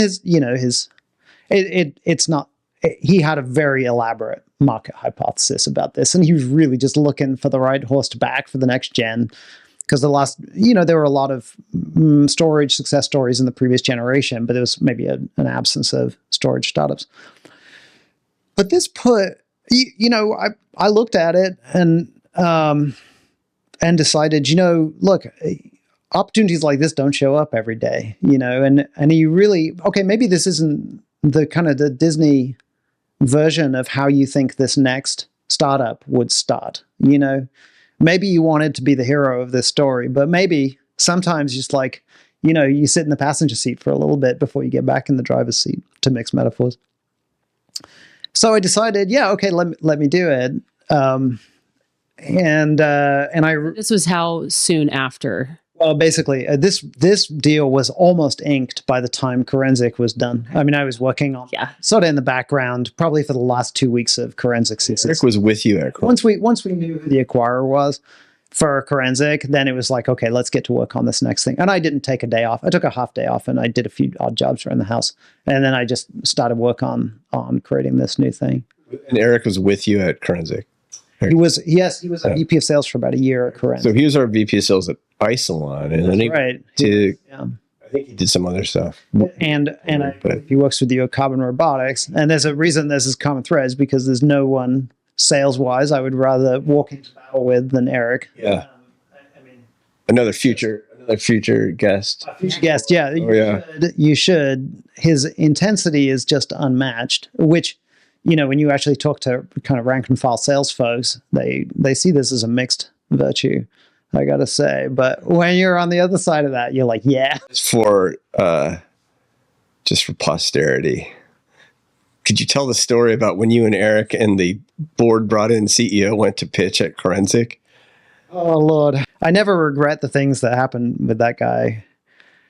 But you never feel good speaking ill of the dead, Yeah. Okay, so, all right. There is a lesson in how to raise. So okay. Yeah, so, go ahead and ask the question again, and I'll dig in. So you, Eric Schollard, both very seasoned, in the ways of technology, learning about how to raise VC money for the first time, and you have your new shiny new CEO, right? Board brought in, I suppose, right? Probably. Yes. And you've gotten advice from good people about how to raise funding and the sort of rules, rule of thumb about what to say in a VC meeting. So that was the crew going in. You and Eric and this new CEO. Do you have any stories from this time? Yeah. So I think what you're thinking about is, I think I've told you this before. We're out sort of doing the Sand Hill Road fundraising experience, which is always the thing, driving up and down and getting lunch at that little supermarket there, and then walking in and pitching someone. Eric Hoffman always said that they should have just had a tram. Yeah, up on it. They call it the Sand Hill Road Choo Choo, right? That's right. It takes entrepreneurs to the next thing. That's right. To get off. So we were doing that, and at the time, I think Andreessen was still a pretty young VC. A young firm, not a. I have no comments about Mark Andreessen's age. Anyway, so we had gone in and we had pitched a partner on what we were doing at Forensic, and we had done a pretty good job of making it look somewhat compelling, I think. And so we got invited back. We got invited back to meet Ben Horowitz. And so this is kind of big time now. And quite honestly, we weren't making that much headway with this fundraising round. And so this was a big deal, and we pitched Ben Horowitz, and I would say by and large the meeting went pretty well. I don't think that he would have invested no matter what had come of this meeting. But I will say this: we got to this point in the meeting where Ben turned. We had sort of gone through things, explained what we were doing, and Ben turned to our then CEO and said, "Well, name. How big do you think this could be? I mean, is this an independent company? Or is it an acquisition? Or what is it?" And so our then CEO leaned in a little bit and said, "Well, Ben, I think it's an acquisition. I believe that if we arrange things just right, a company might be willing to pay up to around $200 million for this enterprise." Whereupon, classic form. Yeah. Gentlemen, this has been amazing. Yeah. Wow. Thanks. Right. So, we got back out into the car, and Eric Scarlett and I were just shell-shocked. And then after a few minutes, our then CEO said, well, any thoughts about that? And I think it was me that said, well, I think when someone asks you how big the company can be, the right answer is any number over $10 billion. And the word independent should probably show up somewhere in there. Because I don't think that was what he was looking for. And indeed, by way of a venture capitalist, we received a note back and said, upon further consideration, I agree with your CEO that the future for this company is as a small acquisition for a larger player. And that was the end of that. So, but, look, as I say, it's easy to tell these stories and say, well, it was all because of that. But if you believe that stuff, you're just lying to yourself. The reality was we didn't start out with a customer problem in mind. And so it's like a play that you go to where the first moment of the first act, every character is lying dead on the ground with gunshot wounds. And clearly everybody's dead. And there's a sign that says, what will happen at the end of the play? Behind all the actors, right? Yeah. This is what is going to happen. And then you proceed through the rest of the play. There's like any number of funny things, or crazy things, or violent things, or happy things, or joyous things can happen between now and the end of the play. But you know where this story ends. It almost certainly is going to end in that one spot. It's like it's just written. You just know. And now I feel like I've seen it enough times. I just know. So if you don't have a picture of the customer problem, you're so screwed. I think the other lesson I would take from that is that when you're pitching VCs, you have to be pitching the eventual 5 to 10 year plan or whatever it is, the independent multi-billion-dollar company. Even if you believe today you're an acquisition of a couple $100 billion, say that's what you're shooting for. Yeah. And any number of folks around you who've been through this will give you this advice. So it's not like you have to go in. That's right. I remember very clearly talking with Sujal about this when we worked at Isilon, and I asked him this question: where are we going? Like, what's going to happen to this company? And he said, look, and he was so smart for a 20-something. He just said, and this was sort of in the days almost before this was conventional wisdom. He just said, if you aim to be an acquisition, you'll be a nothing. And if you aim to be a giant independent company, you may become a giant independent company, or you may be an acquisition, or you may be nothing. But if you decide you're going to be an acquisition or something like that, you will be a nothing. I mean, that's just chances are. And I know some companies get engineered to be acquired from day one, and I know that works out for people. But I mean, as Sujal said in that conversation to me, he said, we do something old-fashioned. We try to build a thing that people really need, that they care about really deeply, solve a problem that they really have. That's like, I know that seems old-fashioned, but that's what we do, and it's what we're going to keep doing. And really, if you ever start out thinking, what am I going to do to get this company acquired? Good Lord, I don't know how people get through. I mean, because it does work out sometimes, right? I just don't know how it works out that way. Yeah. It's so rare, Yeah. It's so much easier. It's so much easier to just get in the loop of talking to customers and understanding what they want. Anyway, that kind of brings it back to the Qumulo story, because really, the astute listener would observe, well, wait, isn't this setup where you get money and you don't know what you're building exactly that same thing again? One time you had a technology and you had no customer, and this time you've got money and you've got no customer. So, yeah, I mean, that is definitely a part of the founding story of Qumulo, which is there was money before there was an idea and before there was a customer pain point. It's so true. It was, and that made me feel dirty, honestly, doing it. But was it a lot? Was it a lot of money? $2 million. I mean, it was, and it was at a very, what at that time was a very high valuation. So yeah, it was ridiculously good terms. I mean, it was like couldn't say no terms, you know? And so the question was, okay, how do we get from this state that we're in into the, doing something really sane for people state?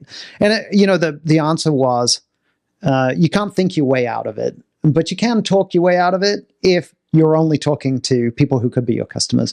And so what we did was we went crazy with LinkedIn, just looking for anybody from the storage world who was willing to give us an hour to talk about what their daily lives were like, and the problems that they faced and so forth.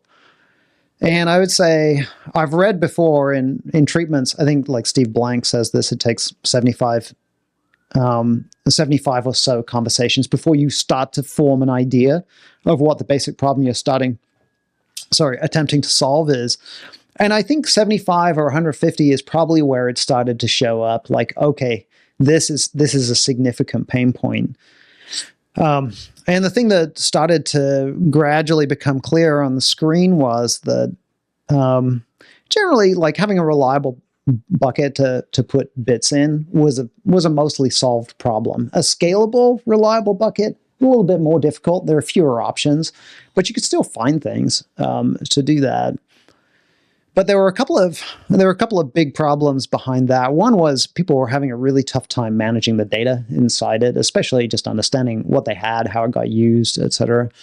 Moving data around from location to location is definitely a pain.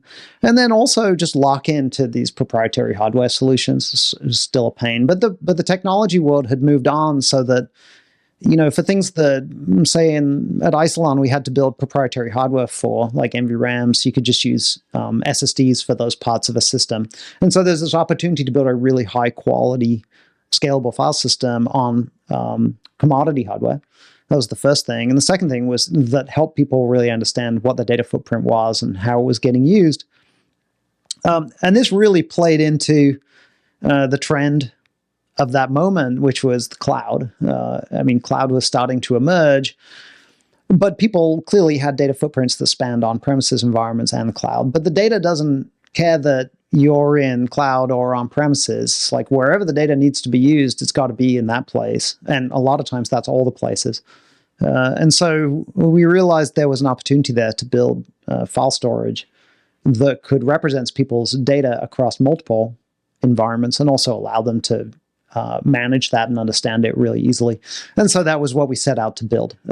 We started building things before we had done all those conversations, but we did them pretty much as fast as we could to try and compensate for that little bit of original sin in there, which was, money coming before the real understanding customer pain point.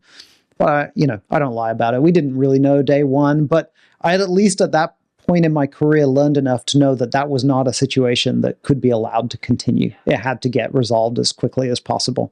You were pretty fanatical about that. I remember this period of time where I was very impressed with how, particularly coming from an engineering background, you were so customer centric at Qumulo. Yeah. And I went to some of your early customer did some Max Q events. Yeah, and I was like, wow, it really was like a whole new Pete. You're like, I'm customer, customer, right? Yeah, I just got all right, band, right. But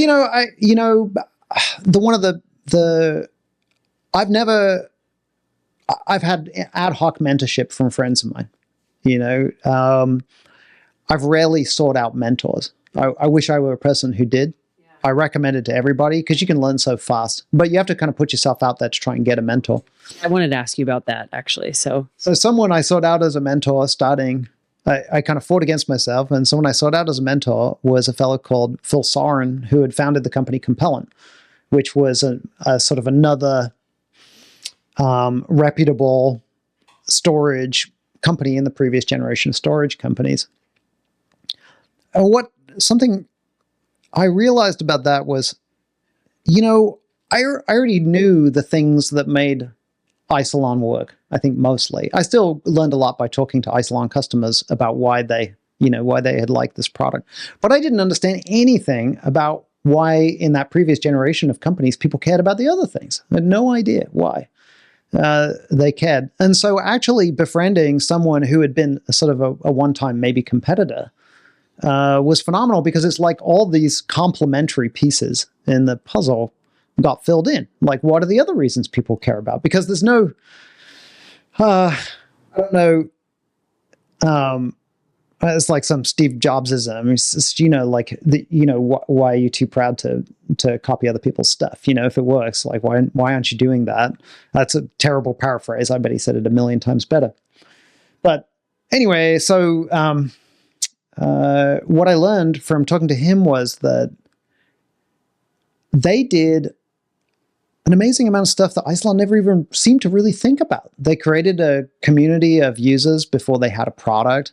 They built, they went to the places where they knew their product was going to get sold, and they would host events and ask people to come in and help design their product and explain why they cared about specific features and so forth. They had this intensive customer development effort that was extremely social in nature before they ever shipped a product. And so I decided, let's just copy that. Let's just do that. I mean, like, don't overthink it. Just do this thing. Just like more, except do it better, better and bigger, and bring people in and feed them, some junk food and some beers or Cokes or whatever it is, and then just do all these exercises and learn about it. So we did a lot of community development, a lot of interviewing early on. And it kind of helped that, I would say, generally, my co-founders kept me completely out of engineering. They were not interested in my input in that world. Like, they were like, no, this is you go do this thing because we're doing this thing. And I think that was a great, because I'm not a person that does well with time on my hands. Yeah. So it was really good because it forced me into really getting serious about this other thing. And I'm really glad that I did it. Well, I say but I mean, look, I did, I set this little thing in motion, and then people actually did it, I can't state enough just how important it is to just bring customers in every single opportunity you can possibly see, especially in enterprise startups. It just matters so much. And in the end, you're just going to, when times are tough, you're going to have a relationship with this person. When someone says to you, let's get this straight, Pete, this is a performance problem you're having, not me. The person on the other end of the telephone. It's not the first time you're ever talking to them, because it's going to happen. And of course, those people tend to be our first customers. I mean, that's like, it almost doesn't need to be said. That from those events and from those interviews, so many of our early customers were people that we had just basically showed we care enough to ask you about what you think. Yeah. Have that been a unique experience for them? Did other vendors approach them in the same way? It was a mixed bag. I think it was a mixed bag. But the general sense that I got was Isilon had been poor at this and showed up late to talk to them about, because, it doesn't matter why. And other companies had been better. Interestingly, Compellent, the other thing that they were truly epic about was customer service. And they branded their service offering Copilot. Interestingly, it's what Microsoft now brands their AI, but their whole idea was they're sitting in the other seat, flying the plane with you all the time. And they tried to build everything so it was like that experience of having a Copilot whom you knew. And so we modeled all of Qumulo's customer experience on that. There was so little originality in it. And I'm eternally grateful for Phil Soren, because, we sat on the couch in his house for 3 hours, and he just kind of gave up all the goods on that. And I just wrote it down. I took notes, and then we just rolled it out the same way. It was great. Do you still talk to him? No, I haven't been in touch with him for quite a while. I should look him up. Maybe he'll see this, Yeah. He will. I do think that at Isilon, we didn't realize how important that stuff was. And I think Sam Grocott probably saved us. Mm-hmm. He was the customer representative from the early days, but he had engineering's respect. Yeah. And, it's rare to find that. Yeah. Yeah. Maybe another future guest for us. Yeah. Okay. It would be great. Sam would be great. Yeah. It's really easy for software engineers as I am, to be contemptuous of people doing these jobs, and say, oh, yeah, blah, blah, blah, blah, blah, and to just kind of look down your nose on these things. And of course, you don't realize that, that if you let that take control, that attitude, it is the road to hell. It's an expensive, time consuming, awful road that leads to a lot of grief. You wrote a really good blog post about this. That I read it when you posted it, and I was like, oh, you were just like, get out of your offices. Yeah. Yeah. It's called Lessons Learned from My First Startups or something. It's like, I think it's the only thing I ever wrote that people read, so it's easy to find. I admire like Paul This for just such prolific production of wonderful prose. Yeah. I know. I should try. It's just, writing is one of those things everyone feels like they're really good judges of writing, and then when you try to do it yourself, it turns out it's really difficult. Yeah. PG, I mean, I still read some of his stuff if I'm going to go do a VC pitch or whatever. There's some good, particularly some of the old ones. Where he just talks about the way to think about VCs. Page it back into your LLM. Let the words come out the right way. So how did you find you mentioned your Qumulo co-founders. How did you find them? How did you? Yeah, so Neil, Fashan, and Aaron Passy, my co-founders at Qumulo, and I worked with both of them at Isilon. I mean, so I think this is certainly it's a pattern for us. These same people show up over and over and over again in our careers, and it's because you meet people along the way, you work really well with them, you develop admiration for their qualities and capabilities, and then you want to work with them again. And that was certainly true for me and Neil and Aaron at Qumulo. And so when it became clear I was going to start this company, I mean, the first thought was like, okay, who can I get to do this with me? And those were the first people on my list, the first and only people on my list. I wanted to work with Neil and Aaron again. To say, really succinctly, and I hope they don't hate me for pigeonholing them. I would say, Neil's got the most precise mind in an engineer of probably anyone I've ever met. I mean, just phenomenally precise. If you want to know if something's exactly right, that's a great place to start. Ask Neil what he thinks about it. And Aaron just found him to be a wonderful collaborator, and all the time I worked with him at Isilon. I find Aaron has an uncanny ability to take your sort of half-formed ramblings and cohere them, just to understand what you're saying and turn them back into something that makes sense. His ability to understand an idea that's just thrown at him in any state is really uncommon. You meet people, and it's, intelligence, it comes in all different shapes and sizes, really, different sort of major dimensions of that intelligence. And both Aaron and Neil, they're certainly, in their own way, the best people I've ever worked with in my career. Yeah, I was happy to have them as co-founders. Remember your first sale at Qumulo? What was that like? Yeah. Well, wow. A wonderful thing happened.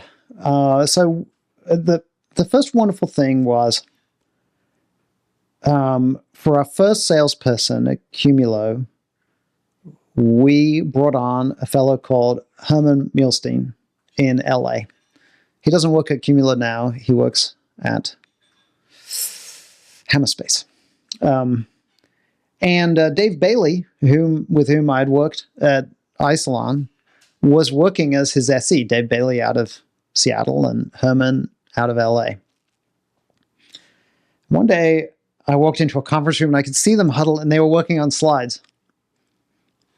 I don't want to be contemptuous, but generally when I see sales folks working on slides, I get worried, because you're worried about what's getting sold, But anyway, they came back and they pitched this thing. They said, hey, we have this idea. It's called Founders Club. So our product is still quite early. We do some of the things that we're trying to do, but we don't do a lot of things that we're trying to do. But we need to start selling something, and so we've got this idea. We're selling both a product, but we're also selling early participation in this journey of creating the next great scalable storage product. And so we call that Founders Club. Founders Club. If you buy this product, you'll become a Founders Club member, and these benefits will accrue to you, etc. And we were 2.5 years into the company, and we were still on a stage where very few people would buy that product in lieu of other products for their data storage needs. I mean, the reality of modern data storage is, it takes $50 or $100 million of engineering investment to get to a viable product, and it takes years and years to get to something that's superior in some regards. Sadly, it's become a very developed space, and so it's not easy to spend light and end up with a dominating product. So that was the state that we were in, but we still needed to really start iterating more with customers as customers rather than as advisors. And so anyway, they created this program. We went out and we pitched it, and I think let's see. Well, I'm going to anonymize the names because I have no clue which of these folks care about their names being used. But let's say if you kind of draw to mind the top 10 names in animated entertainment, then probably 8 of those folks signed up as a part of Founders Club. We went and pitched them at their offices. We had been developing relationships. We said, hey, look, it's, buy this thing. It's going to work this way. And probably I'll just leave it to your imagination, the second most prestigious, now they're going to hate me if they hear this, the absolute top entertainment company in the world said yes. And that was our first sale. And, so we went in the meeting and we were so nervous, we're going to pitch this idea. We had this slide deck, so we went through this deck. We got to the end, and one of the fellows that we were pitching to looked at his boss, and he was like, well, I don't know. What do you think? His boss was like, sure.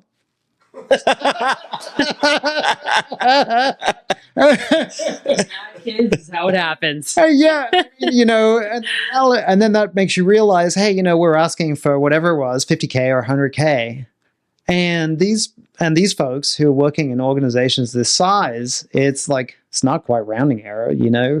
I mean, you could maybe lose your job if you set fire to it in your trash can in your office, but it's just not that big a thing if you've gotten them to the point where they believe in where you're going. Yeah. I mean, that caused a little bit of trouble, I would say, in Series B because we had been selling something that's part product and part experience, that is not as strong. That's not as strong a validation of what you're doing as someone who's saying, oh my God, I'm buying this stuff like there's no tomorrow and I don't have a choice. It's not as good.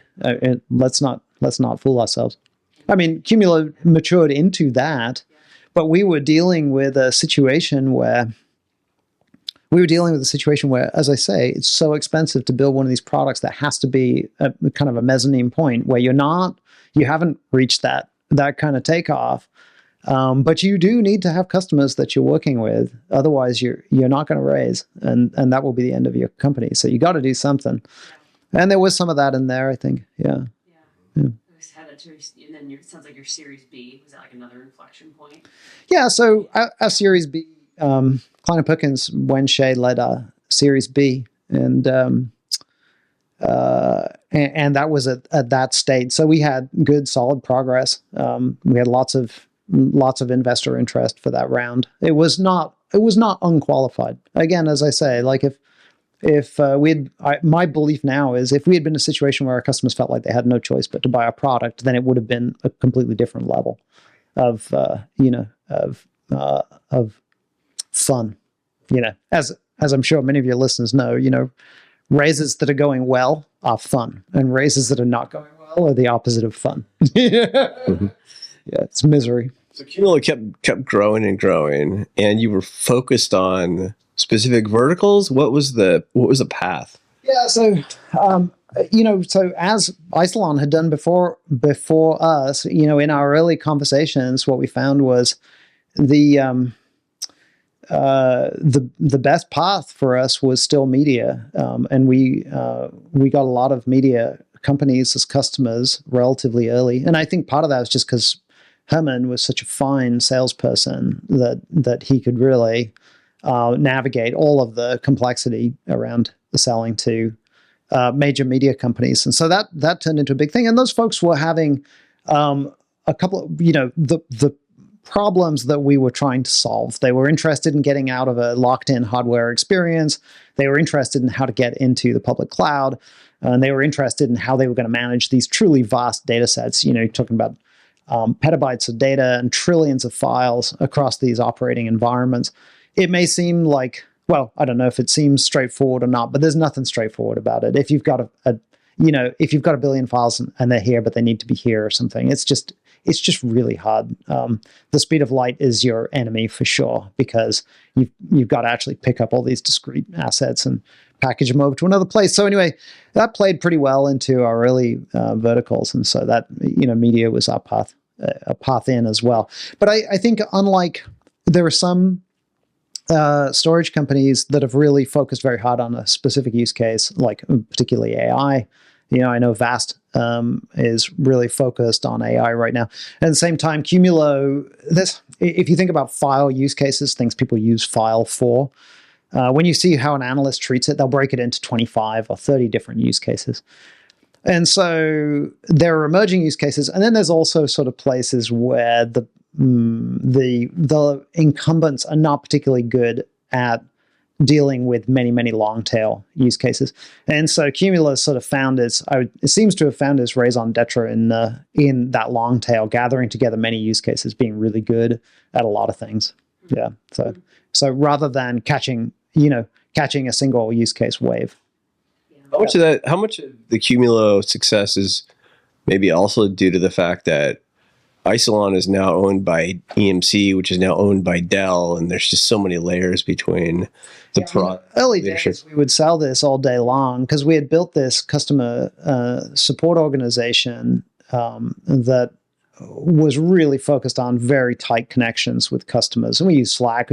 Customers could get on the Slack channel and then just talk with support reps. And this just eliminated all these layers of waste that seem like their efficiency. There should be a word for this, like waste that people think is efficiency. Yeah. So, because right. In the early days of the EMC, there must have been 1,000 support reps, and then they put in a layer of managers, and then there was like a call center outsource, and then there was a thing, and then there's a thing, and then 7 layers in the phone tree, and whatever. And it didn't get to the point where people said, this isn't good for customers, but it's probably also really expensive for us.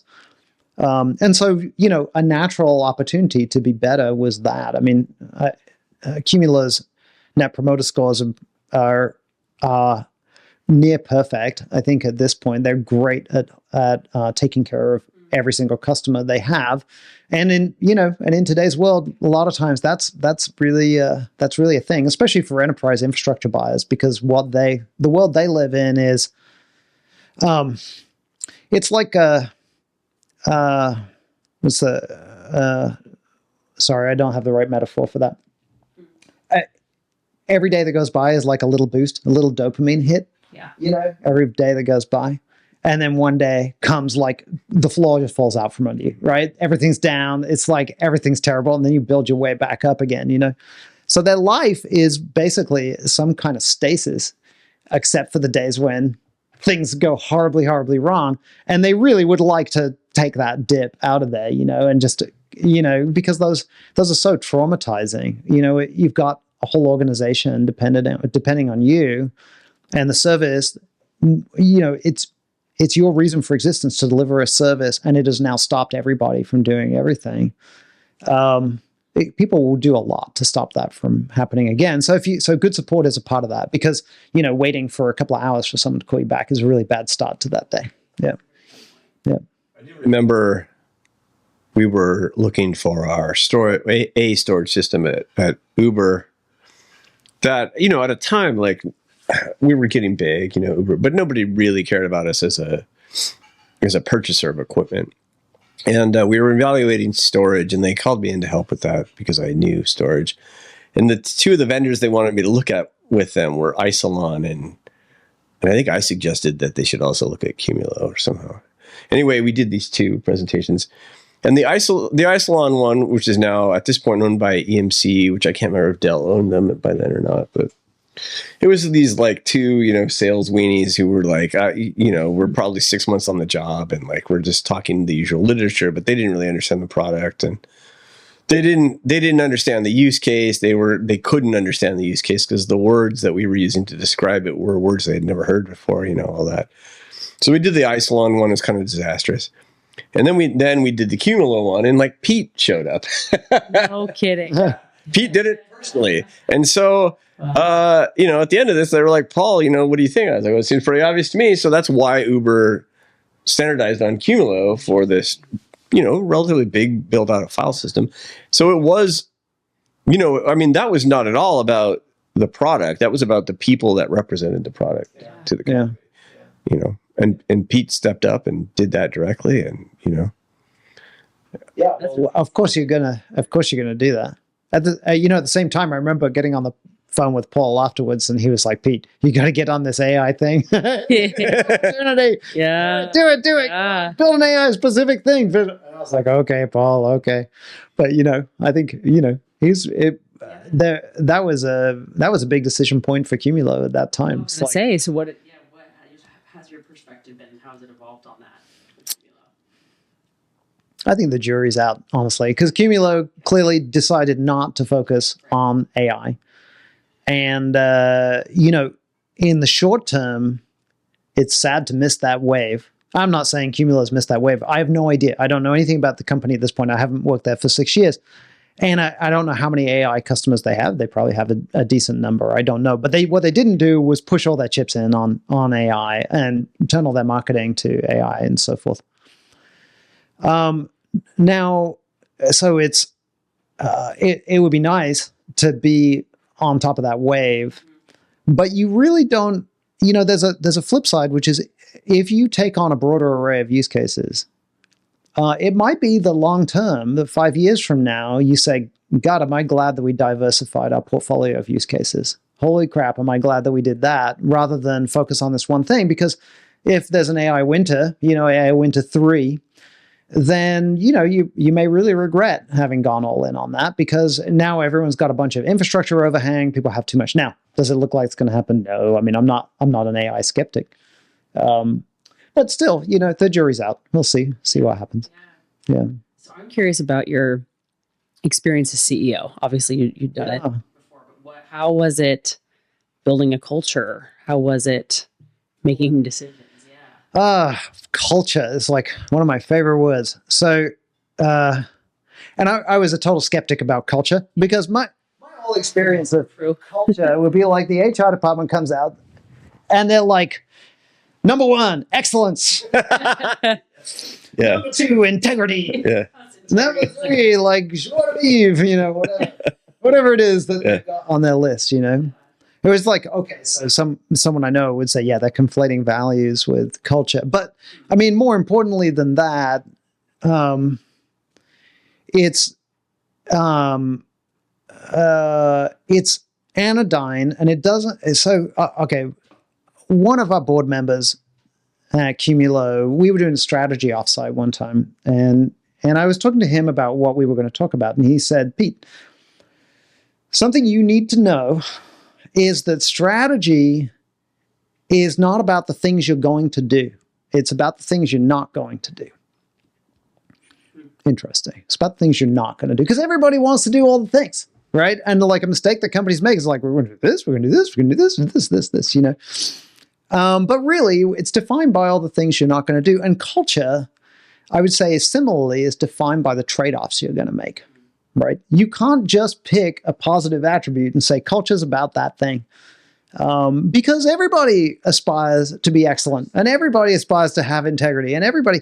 The question is, when push comes to shove, and there are a trade-off between 2 good things, which one of those 2 things are you going to do? So, I remember right when I started Qumulo, I had lunch with Diane Green, which is really, really a great privilege. I mean, so fortunate to have had lunch with her. She's an amazing and personable person. And the thing that she impressed upon me at that moment was she said, I worked at, I forgot the name of the company, but they worked at a company that somehow, it was another streaming media company.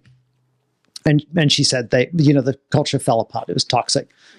Infighting, politics, and blah blah blah. Yeah, I don't know the details of this, but there was something had happened that was not positive. And she said when we started VMware, I wrote a single page document describing what the culture of the company was going to be, and no one could join the company without signing their name to it and saying this is what we state we are trying to accomplish here, right? And so she said, the necessity of being intentional about culture from day one is so key. And you can retrofit it after a little while, but you can't. But if you let it get away from you, you'll never pull it back. Once the culture's run away from you, you'll never pull it back. And if it wants to be a negative culture, you won't be able to pull that back either. Okay, so I thought a lot about it, and I came up with a bunch of things that would, let's just talk about values. And they were like, integrity. Excellent. So I went away and I came up with a totally anodyne, bullshit description of what our company culture was going to be. And because, Diane had told me and I had listened, focus on culture and being really intentional and explicit about it. So I did that. But what she didn't tell me was the thing that Wayjay, the thing I learned from Wayjay, which is like, it's about the stuff you're not doing, or the things, how you trade one thing against another. So I remember doing a new hire training one day. And in this new hire training was a woman called Alex Hahn, who was a UX designer. And we got to the end of it. And I had this nice slide deck, and I proudly said, well, what do you all think? And Alex, in the room, she's like, it kind of sucks. I was like, so I was the CEO of the startup. At this point, we probably have 50, 75 people, and she's like, kind of sucks. I was like, why? She's like, it just sounds like everybody else's. Just like integrity, blah, blah, blah, Just kind of sucks. I don't know. I think you can do better. That was her feedback.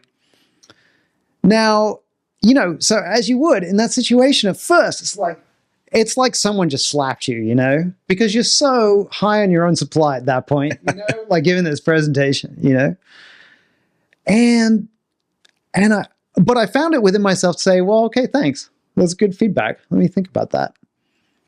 And then I went away and I thought about it, and it was like a kind of a gut punch. And the more I thought about it, the more I was like, yeah, you're totally right. It's like, you are so right.